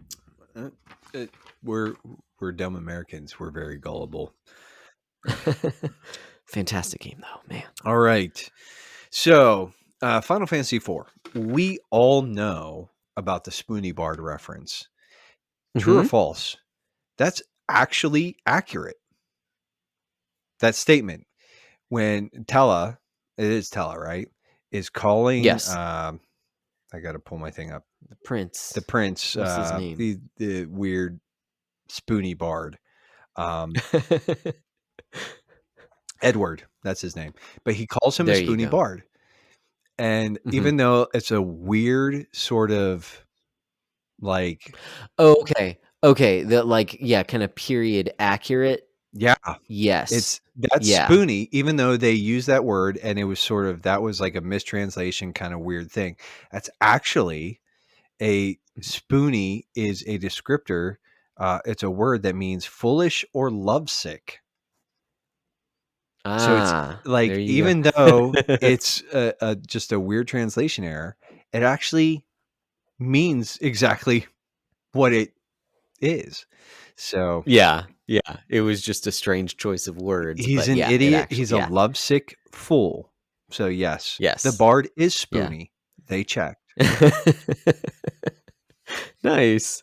Okay, doing a bit of a 180 here on number 28, it's Doom 2016. So, true or false, the reason that there was a prolonged wait time between this game and Doom 3 was because of a rights dispute of the Doom franchise between John Carmack and John Romero. That seems pretty likely. They were pretty. There was a lot of animosity there for a while. I'm gonna say, I'm gonna say false though. I think that it was the reason it was and if I'm gonna guess here, the reason it was prolonged Mhm. is because they made the game and then they had to basically tear the game apart and rebuild it over from scratch. Dude, that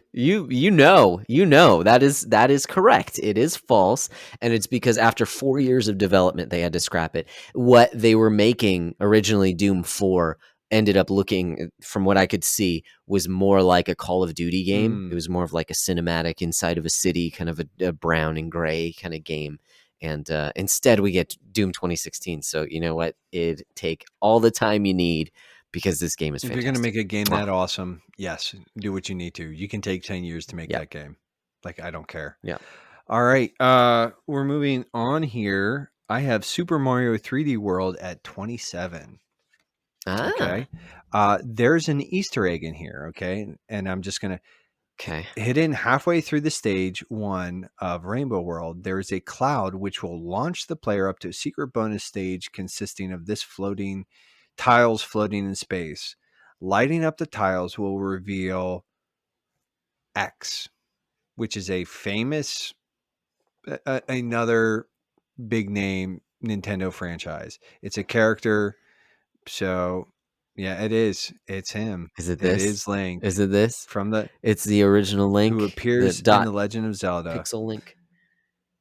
And it's also accompanied with a rendition of the series theme. That's right. That's right. Yep. I remember getting because you can do one in the game like before that one that is Mario in the dot Mm. pixel from the original Mario, and then the second one is Link. Yes. Oh, it helps actually playing these games. Hmm. That's awesome. Okay, number 26 is Astrobot Rescue Mission.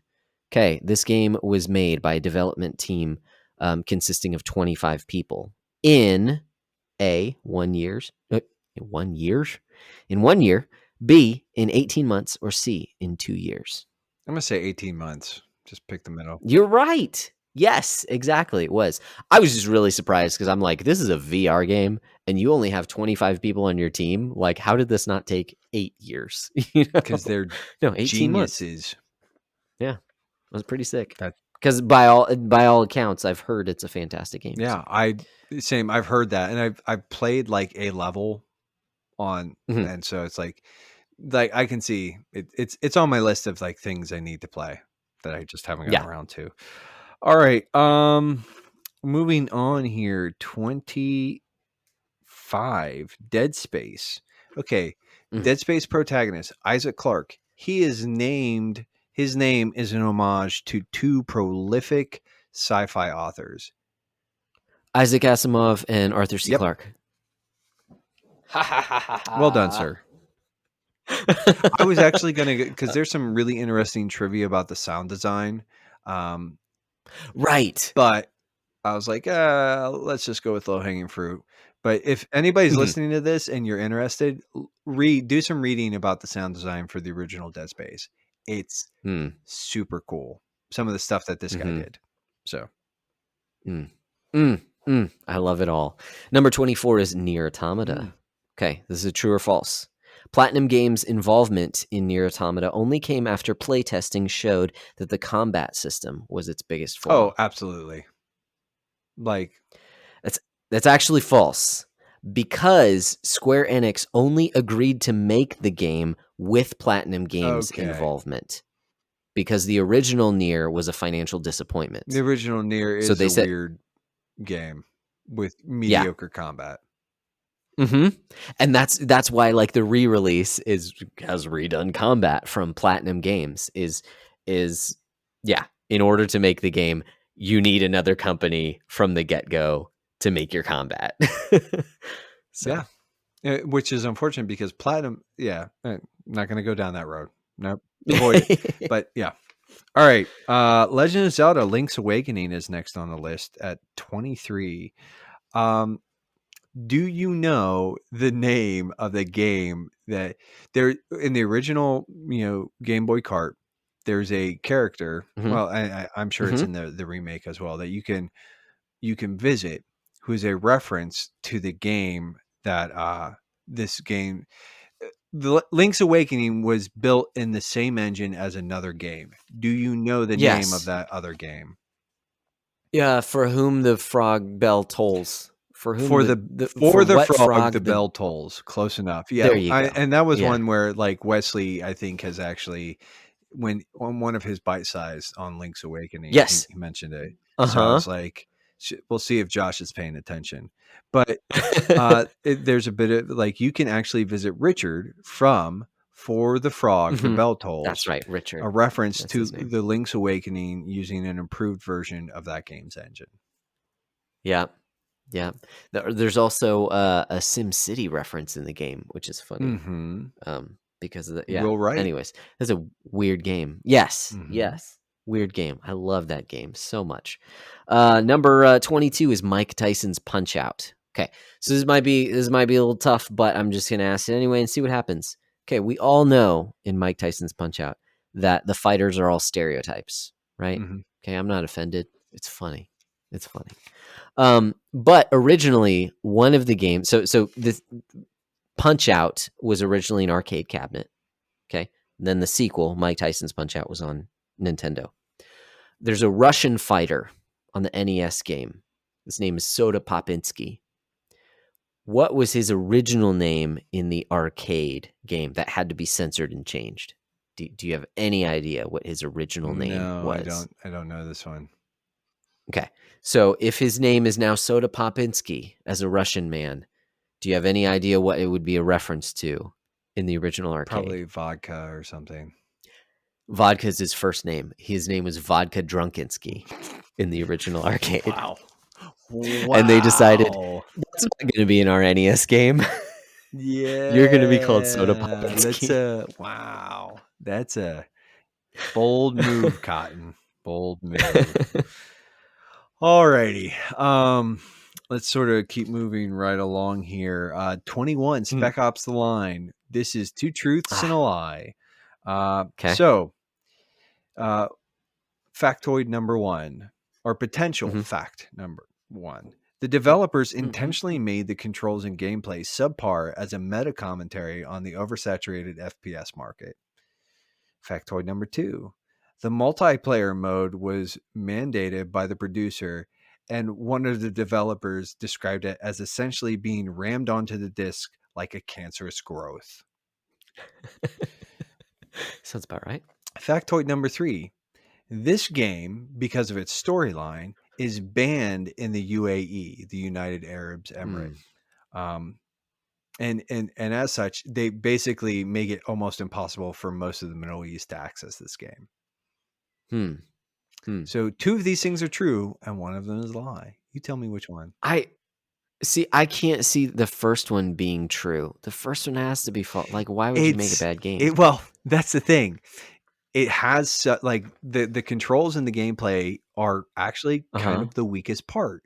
Um, Okay. and there have been so that I twisted this just a little bit. That is the false Okay. statement.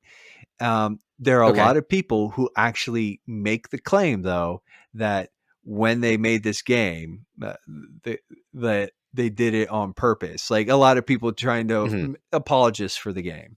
So it's like one of those Right. things that you'll see it up on message boards, but the developers actually come out and said, no, no, we just Yeah. That part's not the meta commentary. The the rest of it rest of is. it is That meta part's not. commentary. And to be honest, like mechanically, it's not awesome, but it's not Yeah. terrible either. It's not great. Yeah. So Exactly. Yeah. Again, I just can't see someone intentionally sabotaging it. That's hard to believe because that would equal less sales if your game doesn't play well. So that's kind of crazy. All right. Number 20 is Final Fantasy Tactics. Okay, so Final Fantasy Tactics is the first game set in the fictional land of Ivalice, mhm. right? Yatsumi Mitsuna, I think is his name, who made all this up. Okay, just like Final Fantasy Tactics, Final Fantasy 12, Final Fantasy 14 also take place in Ivalice. What is the one non-Final Fantasy game set in Ivalice? The name is escaping me right now, and it's making me really mad because I actually really like this game. Mm-hmm. The oh, I can see it. Ashley Riot is the name Uh-huh. of the protagonist. He has the giant Yes, spike yes, you hair. got it. It's You got it. It's Vagrant Vagrant Story. You got Story. it. I was like, Yep. I was gonna say Vanguard Story, but for some reason, Oh yeah, yeah. no, but Vagrant Well, Story, yeah, it's like right there. yeah, Awesome. Awesome. I'm glad you know that. That's super cool. I It had never clicked with me that that's the only non Final dude. Fantasy You know what I game. It's want? like, oh, I oh honestly, what I wow. want Square Enix to do is bring back Vagrant Story, put it in the Final Fantasy remastered engine, because Mhm. why not? Beautiful. It like Yeah. you have Yeah. basically a semi-hardcore action RPG kind of like, Mhm. dude. Instead, they give us Strangers of Paradise, Final Fantasy Origin. It's like when you could have given me Vagrant Thanks, I hate Story, it. like as a like you Yeah. have a game built in, dummies. Like you have like this is why Square Enix makes me mad because they're stupid. Yes. All right. Yeah. Castlevania Symphony of the Night, true or false? Mm. There's an item in the game called the Secret Boots that in its item description say discreetly increase height. If you look closely, they actually raise Alucard's sprite by a pixel or two. That has to be It is true. That has to absolutely be true. true. And that's what makes it awesome. I love that so much. Uh, that's awesome. Because I think I remember that description discreetly increases height, but it changes it by a pixel. That is They're like, yeah, fantastic. if I you love look that. at his pixel, it actually grows by a, yeah. All right. Discreetly. Okay, number 18, God of War. Boy. Okay, so God of War in this game, it moved over from the Greek pantheon to the Norse mythology. But Cory Barlog has said that the team considered other mythological systems to set this game in before they decided on Norse. So, which of these three has he specifically said that they were thinking about, that they were heavily considering going to before they decided on Norse? Is it Hindu mythology? Is it Egyptian mythology? Or is it Aztec I'm mythology? fairly confident it's Egyptian. That's correct. It is Egyptian. Barlog has said that the problem with that, though, is that Egyptian, like Egypt in general, was more populated. And this was a story that was much more personal to Kratos. And so they needed that open air, Mm. basically, in order to tell this story. And so they decided against Egyptian and decided on Norse. Yeah, that's pretty cool. I like that. I'm kind of interested to see what they do because Ragnarok is supposed to change, like basically close out the Norse mythology Mhm. cycle. So it's like, will they Right. continue making It these would ha games Yeah. and dip into other mythologies? That'd be like Yeah. Aztec mythology is pretty bonkers. Brutal. Yeah, it's like he actually I've seen it'd Apocalypto. be kind of rad to watch Kratos wade into the middle of that. Um, Ugh, it actually be yeah. kind of a really great fit. Um, Wreck shop. all right, so we're talking BioShock Infinite now. During the Okay. course of this game, you will likely encounter a number of motorized patriots, enemies which appear in the likeness of all but which of these famous figures. Uh, a so it's which one it's sort of like which one isn't one of these, but Zachary Right. Comstock, George Washington, Thomas Edison, or Abraham Lincoln. I'm gonna say Thomas It Edison. is Thomas Edison. So they show up in the game. They're one of the heaviest hitting enemies in the game, and they're literally built as these giant clockwork representation of the founding fathers. George Washington Okay. typically appears carrying a pepper mill, a Gatling gun. Mhm. Honest Abe will do the same, only fighting for the resisting forces of Columbia, the Vox Populi. Late in the game, similar versions are modeled after Columbia's founder, Zachary Comstock, also appear. While they can be taken down in a matter of shots, all motorized patriots have a weak point on their backs. There's a little bit of a pro Hmm. tip in there. So, Nice, nice. I was just thinking that George Washington and Abe Lincoln would be more immediately recognizable. mm-hmm. Edison, like his contributions are recognizable. I don't know that his face is quite as recognizable because it's also not on money. So, there's that. Number 16 is Spider-Man. Spider-Man. No. PlayStation 4, Spider-Man. True or false, Spider-Man actually runs on a modified version of Insomniac's proprietary engine that they created for their previous game, Sunset Overdrive. I'm gonna say true. Yes, that is true. It was modified to produce higher resolutions, but that's pretty much all it was Because modified, which that I game was has blown away a because it looks fantastic. ton of Sunset Overdrive in it. Like all Hmm. the parkour sort of like wall running stuff, that's all Sunset Overdrive. Which Yeah. I need that game to come to PlayStation. Yeah. They have the rights for it now, so it's just a matter of time. Yeah, All that's right. right, here's a little bit of a Mega Man X. There is a secret Okay. technique from another Capcom game. I'm fairly sure that you know this one. What Oh, yeah. technique, Got it so many times as a kid. Hadouken! the Hadouken or Ryu's Hmm. Fireball, is available to Mega Man X? Hmm. He sounds like a little chicken when he uses it. If you go check out the sound effects, maybe I'll drop it in here. He's like, Hadouken! It's funny. I guess that's more of a turkey, but still, because he has a higher pitched voice. Hadouken! Uh, yeah. Number 14 is Metal Gear. Metal Gear Solid. Okay. At its conception, Metal Gear Solid was planned for a different system than PlayStation. Which platform did Kojima originally want the game to be released on? Hmm.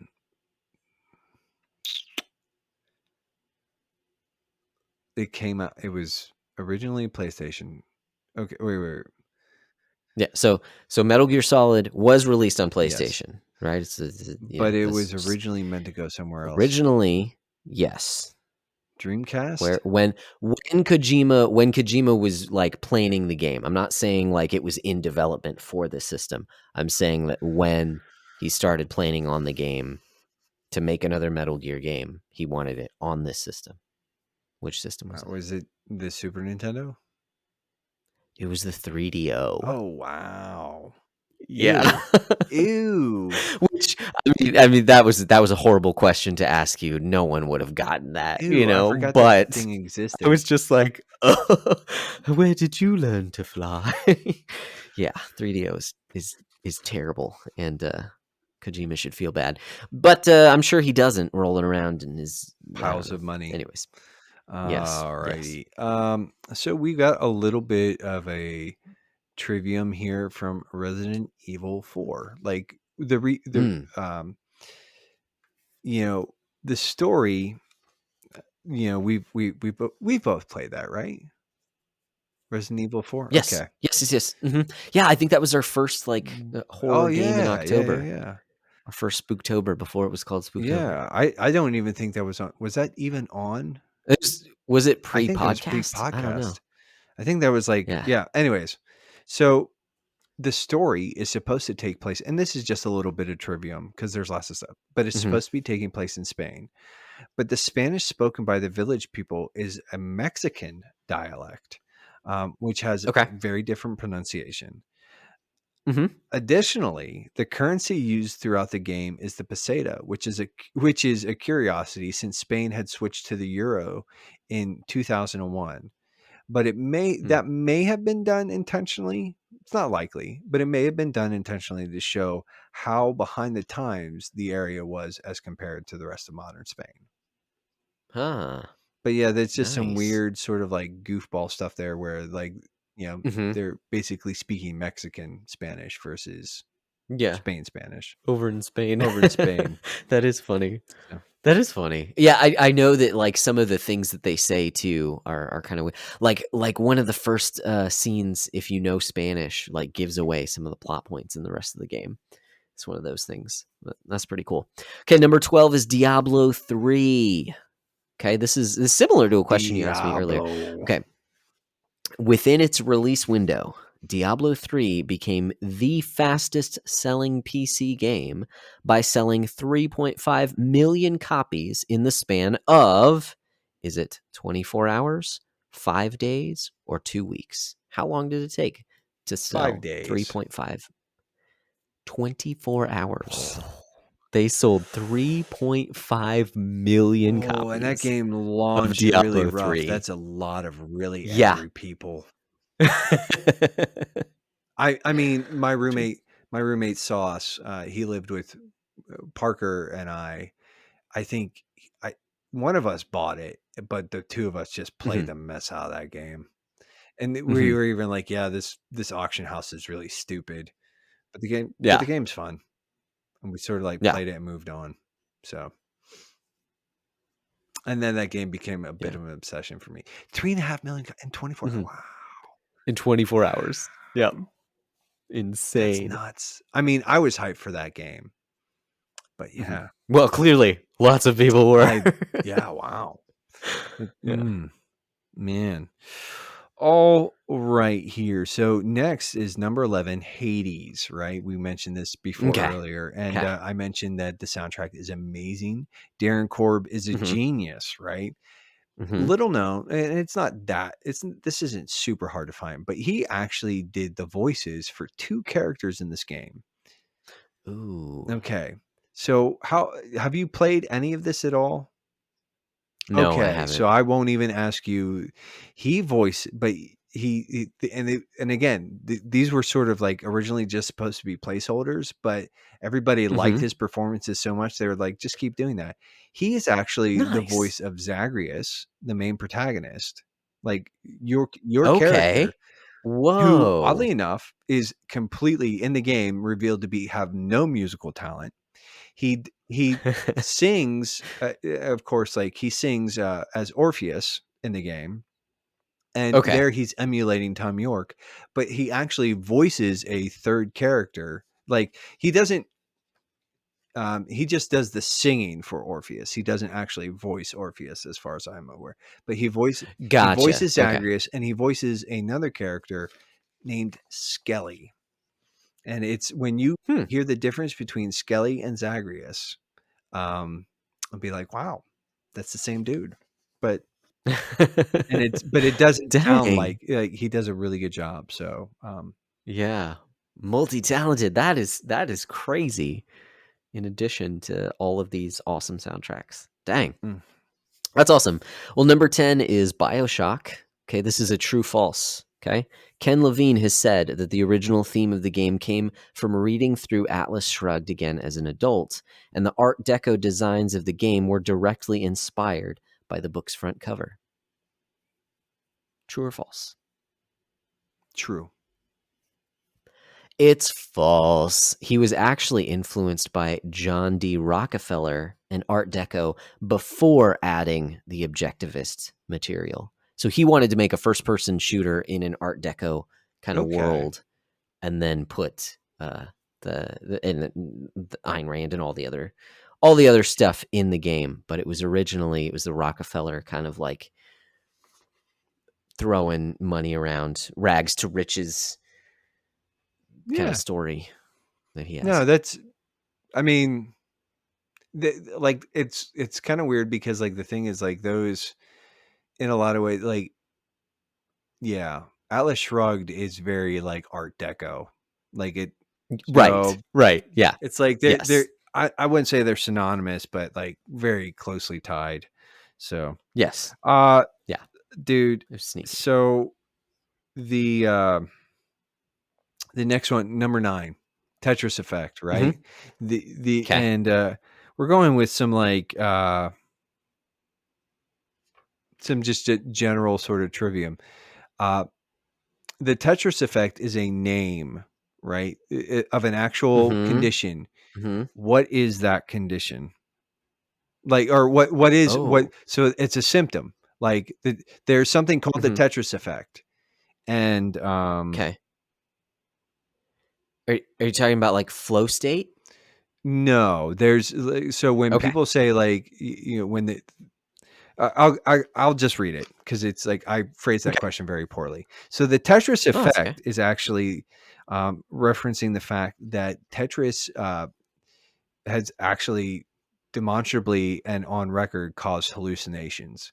People see the blocks like just as they're floating, or they'll see like weird how like they'll look at things and be like, they'll sort of put them together in Tetris ways. In Mhm. a nonfiction graphic novel, Tetris, the games people play, author and cartoonist Box Brown wrote that people spent so much time in front of the screens playing Tetris that they developed a peculiar side effect. Even after they had stopped playing the game, they could still see images of falling pieces when they closed their eyes. Some people even saw Tetris tiles in their dreams. That is that this became known as the Tetris effect, and in recent years has come to apply to other games that people play for extended periods of time. Also called gaming-induced pseudo hallucinations or game transfer phenomena. The phenomena was analyzed in a 2014 study published in the International Journal of Human Computer Interaction. Man. Wow. So Wow. but yeah, that Tetris effect is an actual thing. And it's basically Yeah. you play so much of this thinking game. Yeah. Like sometimes like you play so much of a game that it's like, like I've been playing a lot of Dragon Quest 11. I have yet to have any pop-up menus, or action menus pop up. But Yeah. I'm holding out hope. That's awesome. All right, well, number 8 is Bloodborne, and although there's tons of esoteric facts I could get into, I didn't want to do that. That's just mean. So we're gonna do something much more simple. Let's do another high-low. You'll have 3 chances to guess. What score does Bloodborne currently have on OpenCritic? 90. The answer is higher. 97. The answer is lower. 96. 91. What? That's it? 91. That's I Yep. mean, I thought I was coming in low at 90. Mhm. And I was like, I mean, I knew I was coming in, but I was like, I didn't know. Yeah, of course, Yep. sometimes Metacritic scores are always, or Open Critic scores are always like throw me off a little bit. Right, and who know, when it was first released, I know there was like a 30-second load time whenever you died, so maybe that factored into some of the reviews or something. But still, I mean, that is a very respectable score. Mm-hmm. But yeah, It's a masterpiece. Did you see? the Speaking more of you Bloodborne, know. did you see on the internet on somebody decided to troll like so you know who Nibelian is, right? Or Nibel? It's Mm-mm. a Twitter person who does like news stuff. Um, Okay, they have maybe I've seen some they stuff, but have not. Mob Psycho or Mob from.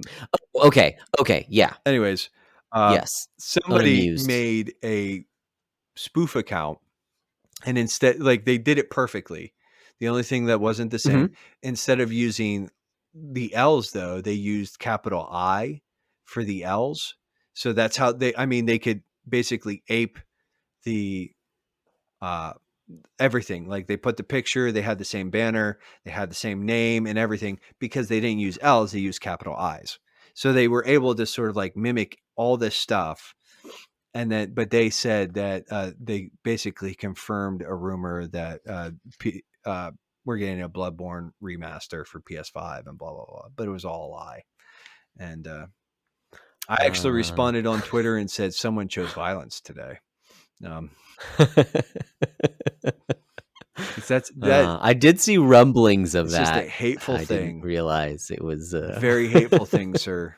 You're not funny. How dare you, sir? All right. So Hollow Knight, Nice. that's next Ah, here, right? So wonderful. this game released in a very interesting time window. It released next to two other Okay. games that also heavily were heavily exploratory in their nature, whose exploration was praised to high heavens. What were those two games? Is that Breath of the Wild and Horizon Zero Yeah.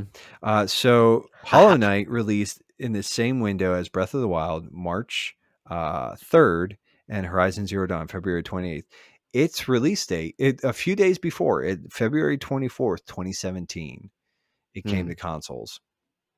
How did it not get overshadowed? That's Well, it crazy. was a PC game prior to that too. So it had a lot of Okay. buzz coming Okay. from PC.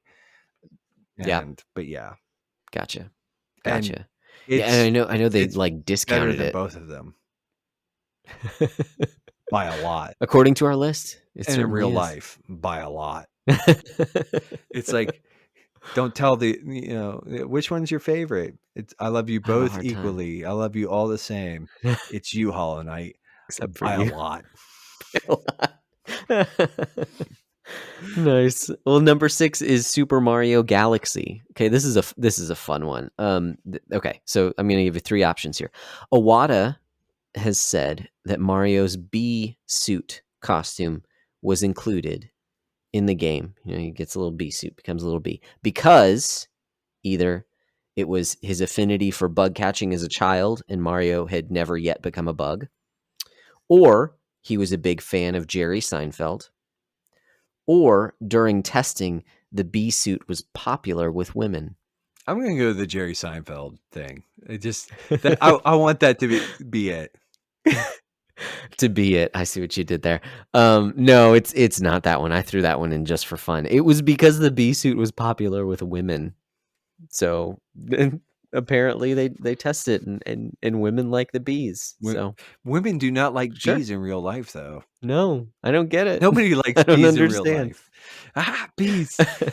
All right, I gotta pull up my phone here, buddy. All right. So we're talking about The Last of Us. The concept of Hmm. the infected in The Last of Us was allegedly inspired by an episode of which documentary? Body Snatchers, Planet Earth, Is This How It All Ends? Nature's Giant Killers. Nature's Giant Killers. I don't even know what that is, but I'm gonna go It with was that one. actually allegedly inspired by an episode of Planet Earth. The Planet Earth episode Oh, Jungles shows an ant being infected by the cordyceps fungus. And that, like, mm, which is like the main thing. This real life fungus caused the ant to develop growths on its head that took control of its body. And then it like nope. this is a really interesting fungus. It takes over these ants and it makes them, I think, like go hang out on like tree branches so they can be eaten by birds. They will turn them into poo and then pass the spore on to infect more ants. It's Hmm. dude, it's a cordyceps is a Ugh. buck wild thing. Yeah. Um, Yeah. Nope. Nope. Nope. Get me out of there. so yeah, Whew. based on real life folks. Um, Ugh. that's what Ugh. makes it even scarier. All That's right. creepy. Okay, number 4 is Final Fantasy VI. Okay, Yoshitaka Amano, the artist, has said that his favorite Final Fantasy character to draw is from this game, Final Fantasy VI. Which character is it? Hint: this character has the most official artwork from Amano than any other character.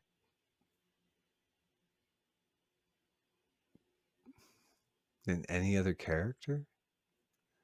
Than any other Final Fantasy character. Excuse me. So it's from this game, and Terra? he's done like it's the one. Yes, it is Terra, or in Japan, Tina. You know, because I'm so glad they renamed her Terra. It's a better name. I don't think of it Tina. It's a much better name. Oh, well, yeah, I Tina. was gonna say, yeah, I thought that was Terra, but I was like, I didn't know the art connection thing there. Um, Mm-hmm. all right, so Shadow of the Colossus, right? My personal favorite, Mm. at number Mm-hmm. 3 here. Um, do you know? Okay, so there are uh, 12 colossi, I think, in the game. It's been a while since I played it, but it started out with a lot more. That's right. Mm-hmm. Um, do you know how many the original intent was to have for like how 36. 48 Oh, 48 colossi. The original plan was to wow. have a whopping 48 colossi in the game. That it was cut down to 24. Another 8 of those were then removed from the Okay. final product for pacing. They were either combined with the one or two of the Okay. remaining colossi or just scrapped. So it's 16 colossi. Yeah. So, I'd say that was a good yeah. move. That would have been a bit long in the tooth. Well, and it would That's have been like it would have actually sort of, I think, diminished the whole right. like the You'd get used to Spartan it. nature of that world. Like, yeah, Yeah. yeah. Yep. That's a good one. All right. So this is my last question, our number 2 game. Chrono Trigger. Okay. So, out of the 3 dream team designers who worked on the game, whose initial idea was it to make the story about time travel? Was it Hironobu Sakaguchi, Yuji Horii, or Akira Toriyama? Gooch. It was actually Yuji Was it Horii Yuji Horii? Hmm. who had the idea for Well, time and he had travel. already Of sort course, of, all 3 of them kicked around ideas, so, and it all became he's theirs, but also, I think, like, repeatedly with the Dragon Quest, Dragon Warrior series, he dips into time travel a lot. So that yeah, might that's a make good point. sense. That's a good point. I Yeah. wonder what was sort of like the jump, like if he was like already sort of. I would have to look at the timetable for all of the different Dragon Warrior games. See, like, Mhm. because like you, Where that yeah, fits in. but yeah, no, that makes sense. I just thought it was Sakaguchi. Mhm. Right, yeah, you'd think he's the story Yeah. guy, Um. but Okay. Super Mario Brothers 3. Uh, it's the mhm. last game. It's number one on our list because it is the greatest game ever made. Officially. Officially, Duh, it's on the list. on our list and in real life. Um, Mhm. but here's an interesting sort of thing. A little bit of a tidbit. This is one of the best-selling games that was never bundled with a console. Like individually, Mm. this sold, and I'm just going to read it, 30 million copies in the days of the Nintendo Entertainment System without ever having been bundled with anything. Oh my gosh. So, like, it's like when people like, there are more games now that aren't sold, like that have sold more than that. Like Mario Kart 8, we talked about that. Right. But actually, I'm pretty sure there was a bundled version of that at one point in time. Um, Okay, okay, yeah. with the but 30 million copies of this game were sold without ever just like lumping it on, like throwing it on a console or including it as a Yeah. pack in. And I'm like, dude, that's impressive, especially given the era. Yeah. Like, dude, like, Right. yeah, that's Yeah, I that's why it's the greatest game I of all I time. yes, exactly. I've played it at friends when I was younger, before we owned it, I played it at friends' houses on NES, like 2 friends in particular that I know owned it. But personally, when I played through it in Mario All-Stars Mhm. on Super Nintendo. So, like, I'm not even in that camp. That's insane. I wonder what the, like, what's that called? The ratio of, like, total console sales to that game is, because that's gotta be pretty stinking high Oh, for 30 the million attach rate copies in the attach rate, yeah, there on you that. go. Yeah, I have no That's idea. crazy. That's But awesome. yeah. So Sick. Well, that's awesome, and that concludes our the best questions ever. We have the best question. We have the best games. We have the best the top questions. 100 questions about our top 100 list ever put together. There you go. And as usual, we were pretty good Oh, at being dude, this is bad so at beefy. brevity. It's We'll figure out what to do with it. I don't know. I don't know oh, at it's this point. I'm kind of scared. I think just like when you get it all edited and stuff, just like drop it into the feeds. Yeah, just There it goes. big old Um, bomb of awesome. But guys, if we missed some trivia on these games, if there's some really cool facts that you think we should have brought out, you can shoot them our way. There's tons of ways. If you want to do it more secretive so that we can say it on the air, we've got our email address is just thebacklog@gmail.com. Or you can reach out to us on Twitter. Our handle is @bbdowncast. Hmm. We do have a Discord server.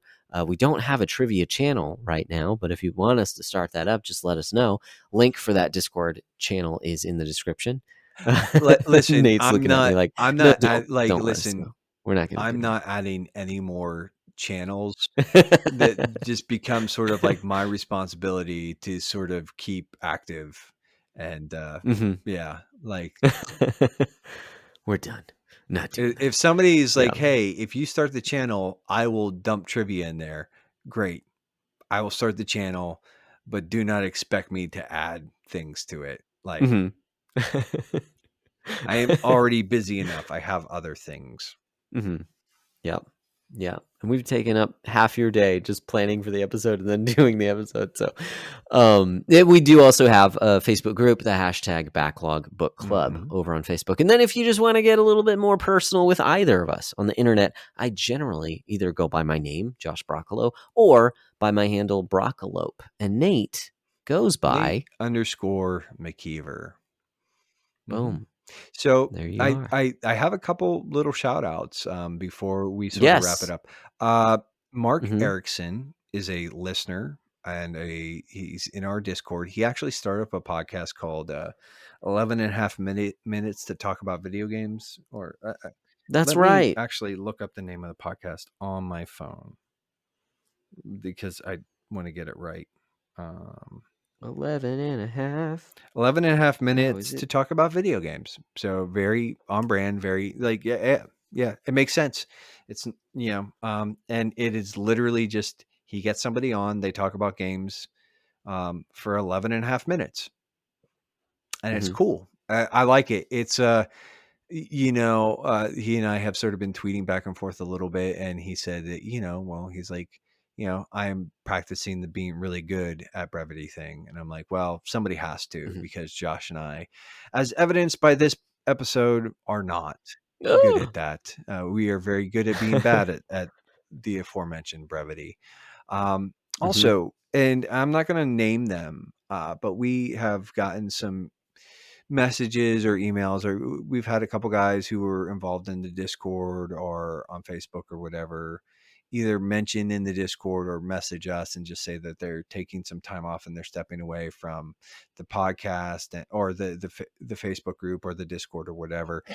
And it's been Hmm. for actually what is a really cool reason. And at some point in time, you and I are probably going to have a longer form version of this conversation, but they've basically said that, like, and hopefully I'm not putting words, but because of the community and the dialogues that we encourage and some of that stuff, like, they've been able to reevaluate their relationship with video games in general, and their relationship with their family and their friends and their church and the community. And they feel like they need to take some time off and really focus on community and friends and family and their Hmm. church.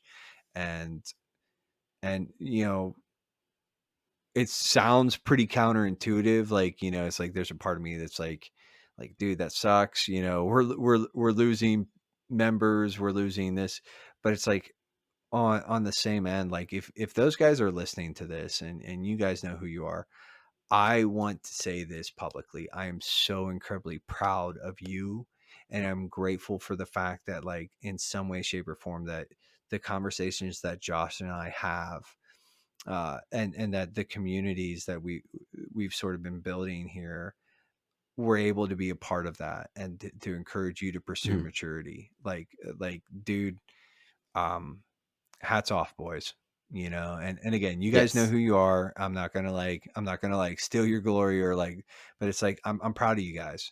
And I think it's a very cool decision, and I just want you to hear that. Like, I want other people to know, like, too, if you ever sort of feel the need to step away from the community, or if you're a patron, step away from the Patreon or any of that, like, and you're doing it because you want to sort of reorganize and reprioritize, like, your sort of your life stuff. Like, dude, 100% behind that. 100% Yeah. behind that. Um, this, like I said, uh, again, not going to mention names, but, like, you guys are proud of you. Just wanted to Hmm. put that out there. So, like I said, you and I will probably have a longer form conversation about that at some point in time. But yeah, I just wanted to, like, Yeah. I wanted to shout Mark out, because I think that 11 and a half minutes to talk about video games is really cool. I want to have him on to Hmm. talk about that. Um, but he's going to have to carve out more than 11 and a half minutes. Um, but yeah, and so, yeah, man. Just, anyways, Yeah. Good stuff. so we have done the things, Josh. This was massive. I think so. And Yeah. you know what? Honestly, Yeah. if we missed something or we got something wrong, I don't care. It's it's It's too big. It's too big to go back and fix now. It's done. Yeah, I'm done with it.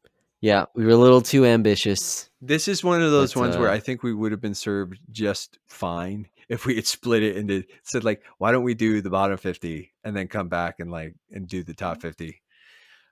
I agree. Oh, it was like I our agree. our podcasting eyes were so much bigger than our podcasting stomachs. It's true. And here we are, full, fat, and Bloated, satiated at the end of another episode. Bloated, bloated, yes. tired, Can't fit in needing some another sweatpants. Um, question. no more questions. I'm done with questions for now. All right, man. Yeah. Well, so we've done it, Josh. Until Yep. next time, what should they do? Guys, keep beating down your backlogs. We'll keep breaking down those benefits. Absolutely. Maybe. All right. I don't even know. Dude, I have Boom. like Okay. I can do like a 15-20 minute bro hang and then I got to bounce. Oh, do you still want to? Not I mean, at especially, this point, but I'd I probably say we don't even have there's to. some stuff. I mean, we could just keep doing it and you could just carve out like this uh, uh, yeah. Like maybe no bro. I always feel like we need to give him something, a little something. Okay. So, Cool. all right. Cool. So separate or just here? We'll just do it here and then you can carve it out. Yeah. I wanted to I did want to talk briefly about like Mhm. some of the upcoming episodes. So that one where I'll Yeah. be Yeah. That's a great idea. in Ohio, what I Yes. would recommend doing is just plan on throwing up the JWP or the PWJ Cool. episode. Yeah. Um, Okay. Okay. Yes. Yes. Oh my gosh. We have so much content. And I guess, well, wait. Last week was the, wait a second. Wes's How did we, Pokemon thing. What right. was that though? Right. Okay. So then this one's going up. So how did that happen? No, it wasn't. Pokemon was on the Brohang channel. It was not in the main feeds. The Pokemon one is going up this week. Okay. So This one will go up and next then week. for the Okay. next Right. That you're saying the PWJ. the next full Uh, feed can be the PWJ thing, or you could do the Wes and Paul yeah. as the. I was gonna say you could. What I would recommend is doing the Wes and Paul's not so bite sized thing as a bite Hmm. sized, Okay. and then use the PWJ episode, the Pwnecast where the N is silent. Was that Hmm. was when I looked at it, I was like, it was like the N is silent, or Yeah. but I was just thinking, do that for that like the episode for the week that I'm gonna be out at camp. Okay. So going forward, it will be Wes, then this episode, then oh wait, Hmm. Wes this Well, episode, then we'll have to figure out some sort of bite-sized thing. And maybe I can. wait. Isn't that what you said? Wes and Paul's would be a bite Oh size? yeah, Wes and Paul's, and then the PWJ. So yeah, yes, that's yeah, yes. It's late. Okay. I'm tired. So, Yeah. but Yeah. yeah, Yeah. no, No. just as long as like we sort of because like with a lot of that stuff, you don't have to worry about anything. Like you just sort of with their stuff, you've already cleaned it up, or you already you know what I'm saying. You've already thrown it into the feeds. You might have to clean it up a little bit. Um, Hmm. but yeah, so this week's bite size will be Wes. Then Hmm. Then then this this episode. episode, then the next bite size will be Paul on West, and then the following Hmm. episode will be the PWJ. Okay. Yes. Okay. Okay. The other option was to do so the only thing with that is then the PWJ episode, if we drop that all as one episode, that thing is huge. I mean, that thing's as huge as this recording is. But we did a little pre-show stuff too. So so the other thought that I had was if we cut that up into like the phases of the MCU and do those as bite size over the course of 3 bite size whenever like we didn't have like obviously if you have something you want to talk about then for sure we can Hmm. push those out but kind of just like have those in the can as bite sized is. I mean, we still have to come up with an episode for the week where I'm not going to be out. Right. Right. Yeah. So, I mean, Yeah. I Which can, I mean, yeah. technically, I'll be off all next week.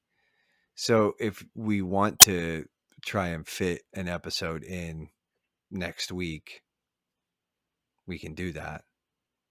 I mean, but we don't have to. I mean, Right. Yeah. Yeah. Either way, I'm not against it, but I also my wouldn't thing is whatever say works for like you, dude. Like, okay. I'm just like, I was just trying like that way we were on the same page and you could have like saying like going forward, just do X, Y, and Z. So or Right. what you could do is drop the PWJ episodes if you're gonna chop them into up into like bite sized. Drop that in for the bite size stuff, and then just do use Paul and Wes's bite sized thing as an Mhm. episode proper Yeah. I would lean more towards that because they followed the format better. in that one. Okay, I thought so. Yeah. so yeah, just do that then. Yeah. And, Okay. yeah, because Okay. those Marvel conversations are like an hour and change a Right. pop. Yeah. Right. They ended up being So yeah, I mean longer that's than we long planned. for a bite size, but it's not completely unheard of.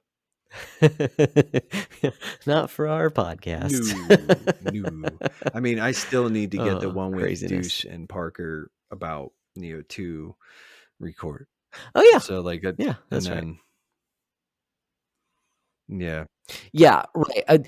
All this to say is that we have a lot we of got yeah, content. we're good. Like the question is what we want to Uh, do with it. I But think yeah, there's a lot and there. honestly, I mean, like I said, I don't have anything super urgent for a bite-sized idea, so I would just plan on Cool. running their stuff, and then maybe that'll give us an opportunity too to like do get some bite-sized stuff in the can before we Mhm. whatever.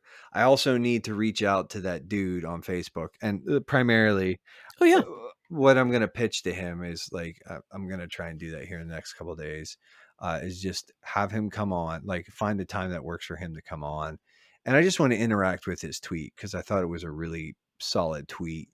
Even Yeah. like, and it's frankly, I think it's the kind of helpful conversation surrounding video games in the church that I don't. It's like one of those things. It should almost go without saying. I don't 100% line up with everything he says. Like, Mhm. um, but I'm like, no, it's a pretty good starting place, where he's Yeah. Yeah. And so for anyone who's listening who hasn't seen this tweet or doesn't know exactly what we're talking about, he was pretty much talking about how enormous the video game industry is mhm. as yeah, just an industry, how it dwarfs like music and movies combined, which I was like, "Wait, what? Does it? Wow, that's insane." Maybe dwarfs is too strong. Maybe I threw It's that out, but it's it is it's larger fairly than large. I'm trying to pull up his original because I my timeline got super duper busy. Also, he responded to oh my yeah. one tweet with a Ted Lasso tweet, so I like this guy. I like your vibe, dude. Um, Nice. all right. But yeah, he was also talking about how the church kind of like We dismisses just like he video basically we games. kind of poo poo it, and yeah, I found the thread, so I'll just kind of read it Oh, real sweet. quick here for I did post it in the Discord as well. That's right. Yeah, But you fact did. I one, forgot about that. gaming is larger than Hollywood and the music industry combined. It has the video game industry has a value of like just games and stuff like that. I think of about $180 billion a year. Um, Fact two, You'll be hard pressed to find serious engagement with games in major media outlets, secular or Christian, because most of the media that's covering it is from an enthusiast perspective. And so it's just a bunch of like neckbeard nerds squawking about how much there's too much water in a game or whatever, or they don't like, what they don't like, whatever. Um, and so there isn't a lot of like really serious conversation surrounding video games and the medium. Fact three: Christians dogging on gaming keeps a lot of gamers out of the kingdom. I'm not sure I agree with that particular take. I mean, like, because we believe in sovereignty, I think the people who are going to the kingdom are going to the kingdom. And I don't think it's helpful for the church to sort of dismiss and poo poo games as just being silly and stupid. Um, Hmm. I also don't necessarily, again, agree with the take that we're actively keeping people out of the kingdom by saying, well, video game, when people in the church say video games are stupid. Hmm. I think that that's a take that I don't quite line up with. But he goes on to have some just interesting commentary on like the difference between somebody who's like a games critic or a games enthusiast versus somebody who's a cinephile, and how like that's reacted to. Like if somebody's like, what are you into? If somebody says, well, I really like video games, they kind of get like treated as like, you know, uh, second class citizens. Whereas the cinephile, it's like, well, that's a respectable hobby. You like movies. Okay, cool. You know, it's like, and it's a very interesting thread. The guy's name is Patrick Miller, at Patrick K. Miller. And like I said, if like, for the patrons, I dropped a link in the Discord somewhere. I think was it in Good Things or was it in the lounge? Doesn't matter. It's in there somewhere. Or you can just go to Hmm. my timeline on Twitter and see me interacting with him.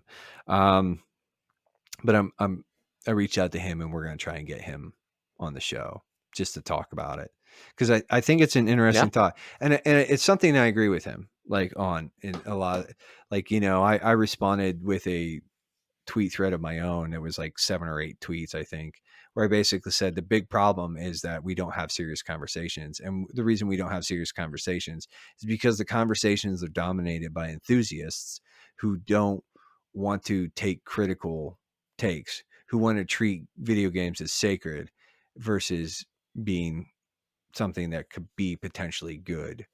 It's like, and being sort of even critically minded, like, a Hmm. criticism that I have of most of gaming culture is our absolute inability to take any sort of criticism. Like, I think about how many times, and again, I'm not trying to be too negative or whatever, but I do think about like the guys in TRG that every time Tim Challies or John Piper, drops an article about like wasting your life or with video games or redeeming video games, like they want to get bent out of shape because how dare someone poke at their sacred cow. And it's like the knee-jerk reaction is, well, football, who cares? Like, there's a part of me, it's like, listen, take the critique, and if it's a good critique, take what's good and apply it. And if it's not a good critique, don't act like a child and roll around and be like, well, these other people, over here who watch too much football or Hmm. too much baseball, they're idolatrous too. I don't care. Yeah. And frankly, none of us should. But, Right, right. Like pointing out hypocrisy is all well and good, but you also have to recognize like some of the reasons why someone would point towards someone who plays a lot of video games and say, "Hey, you need to grow up." And maybe that's too strong of language, but it's like, no, we do have a PR issue as people who enjoy video games. and some of that, not It's not not all of ju- it, but some of it's earned. I mean, dude, like, right. That yes, gonna that's what dog I'm myself saying out is here for a like second, right? there's I mentioned it, in fact, like, I had Thursday off last week.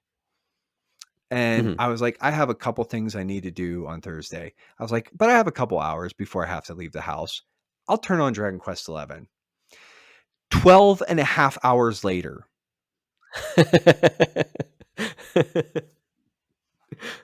Yeah, that's a like, I Yep. mean, and that's on me, but it's like, dude, Mhm.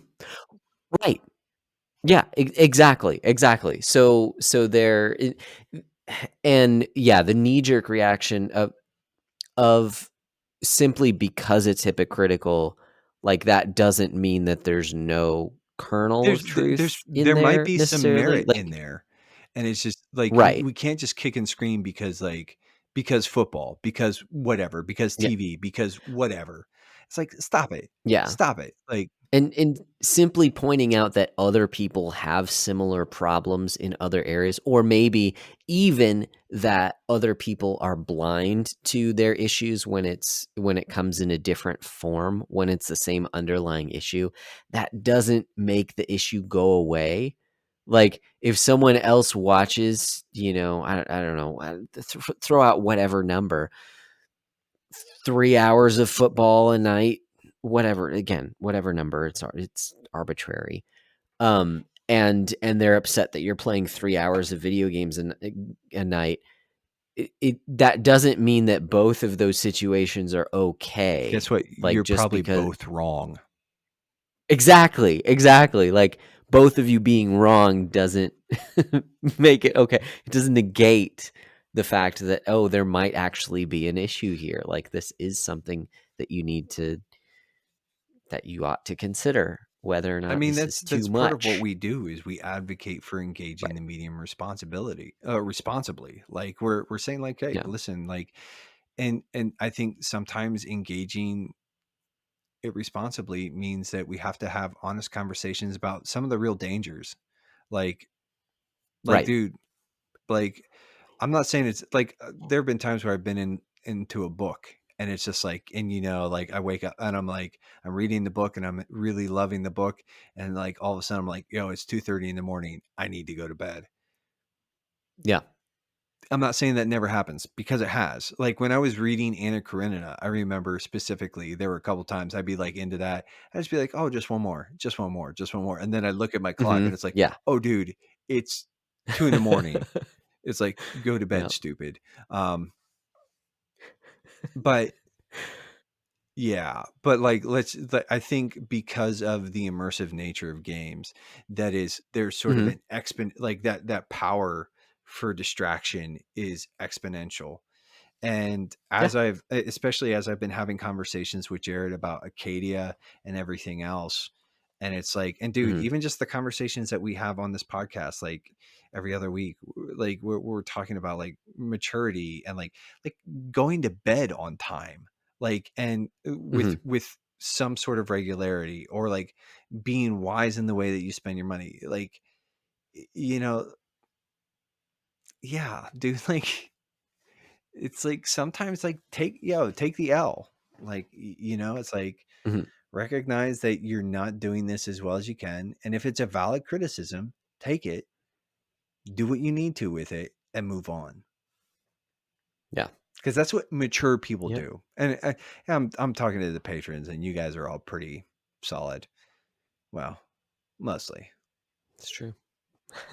but that Yep. is, I mean, like, you know what I'm saying? Like, it's like one of those things where it's like, I don't think it's unreasonable. Like, I mean, like, even like a lot of our guidelines that we sort of like throw out, like, be responsible, like, recognize priorities. And it's like, and, take care of what actually needs to be taken care of. And then with the extra time, if you can fit in gaming, cool. Like, I'm telling you, when this baby comes, For dudes, sure. like, Lord willing, if the baby comes, and all that stuff, because like Mhm. that's a whole thing. Like, my game time will probably become non-existent for a Mhm. little bit. And then when I stay Yeah. home, when I take my 2 weeks of paternity leave, you're probably going to watch those numbers tick right back up. But Yep. but Yeah, look, in my experience, you ease into it, because because sleep is a weird you have a weird relationship with sleep for quite a while. But newborn babies can't really do much, yeah, so you get to kind of chill for a little while, and as they grow up, they need more things. It's weird. Yeah. Yeah, for the patrons, and I'll try to remember to throw this in the prayer thread. Oh, one last thing I did want to talk. We mentioned Hmm. threads. In the prayer thread, Megan and I this weekend coming, guys, we're headed out to meet with the biological parents. And Okay. so just prayers that that meeting would be okay. Um, and just be praying for me, like, guys, if you're just be praying for me. Like, I've really, over the last couple of weeks, I've been convicted that, like, I need to be more actively killing sin in my life. I need to be Hmm. more aggressive with my pursuit of sanctification. Um, so just I don't, just there's a lot of where I've gotten kind of squishy on some stuff that I'd rather not be squishy, and my heart's gotten hardened on some things where I'd rather it not be hard. Um, so just be praying for me. Lastly, patrons, just thoughts, like, and Josh, your thoughts as well here. But Hmm. the Let's Study channel, I don't think the book is really taking off. Like, um, I don't, I don't want to do it. It's one of those things where I will probably keep dumping the prompts in there, and when I have something to say, I'll say it. But what I think I would kind of like to see, is just like, maybe that be a bit of a collection spot where if somebody's reading something interesting, that can be that the Let's Study can be a repository for, like, saying, like, hey, I read this in my devotional this morning. I thought it was really cool. Here's a little bit of an insight I had, you know, and sort of dump that. I don't know. I don't know what to do with that one, because I was like, at first, and I'm not trying to. I don't. For anybody who's listening, do not take this as like some sort of guilt trip or whatever. But originally, it seemed like we had a little bit more of a desire to participate, and it just, for whatever reason, it hasn't, and that's fine. I just don't. I just don't know what to do with it. Um, Hmm. so uh Josh, if you have any ideas, sort of, I mean, you can text me. And for patrons, if you guys, uh whatever. So also, I meant to, oh geez, I keep forgetting things. I wanted to give a shout out to Micah. um Oh yes, so if you yeah, can that's work this true. into the episode proper, um Sure. some way. But Micah, congratulations, brother. I mean, I know you and I have talked a little bit sort of offline, um, or, text and talk and stuff. But, like, dude, so stoked for you. So happy. Like, Yeah, man. really looking forward to you, sort of being the official, co-host of TRG. Uh, Yeah. I told him in a conversation, and so this isn't news to him. If somebody would have asked me about potential co-hosts, like, and I may have shared this with Josh at different times, but, Hmm. like, Micah was always sort of a guy that I kept my eye on, and honestly, I kind of wanted to maybe work him into a more permanent third chair over here. Hmm. But we have Yeah. a really awful schedule, so. um, but the It's true. TRG thing, I think, I I think it's a great call. Congratulations, Yeah, man. and Logan, great call, man. Like, looking forward to what you guys do together. Yeah, Mike is a Definitely. gem. It's true. It's true. I'm probably a little biased here, but I definitely think like what he adds is going to make the podcast better. Yeah, So I'm yeah, stoked 100%. uh, So for all that mixture this is not to, Love it. like, dog on Adam. Adam was great. No, Yeah. no, I didn't mean it So like I just that. I wanted to just meant clarify, like, just in case Adam's listening, we loved you and we were sad to see you leave the show, man. But, like, yeah, we think yeah. Micah is a really great addition. So Yes, exactly. As an he, addition. Yes, I that's what wanted I him. meant. I wanted him for us. So, and Micah's like, I'm right here, guys. Oh, but no, Micah, again, congrats, buddy. Logan, Yeah, dude. yeah, looking forward to what you guys do.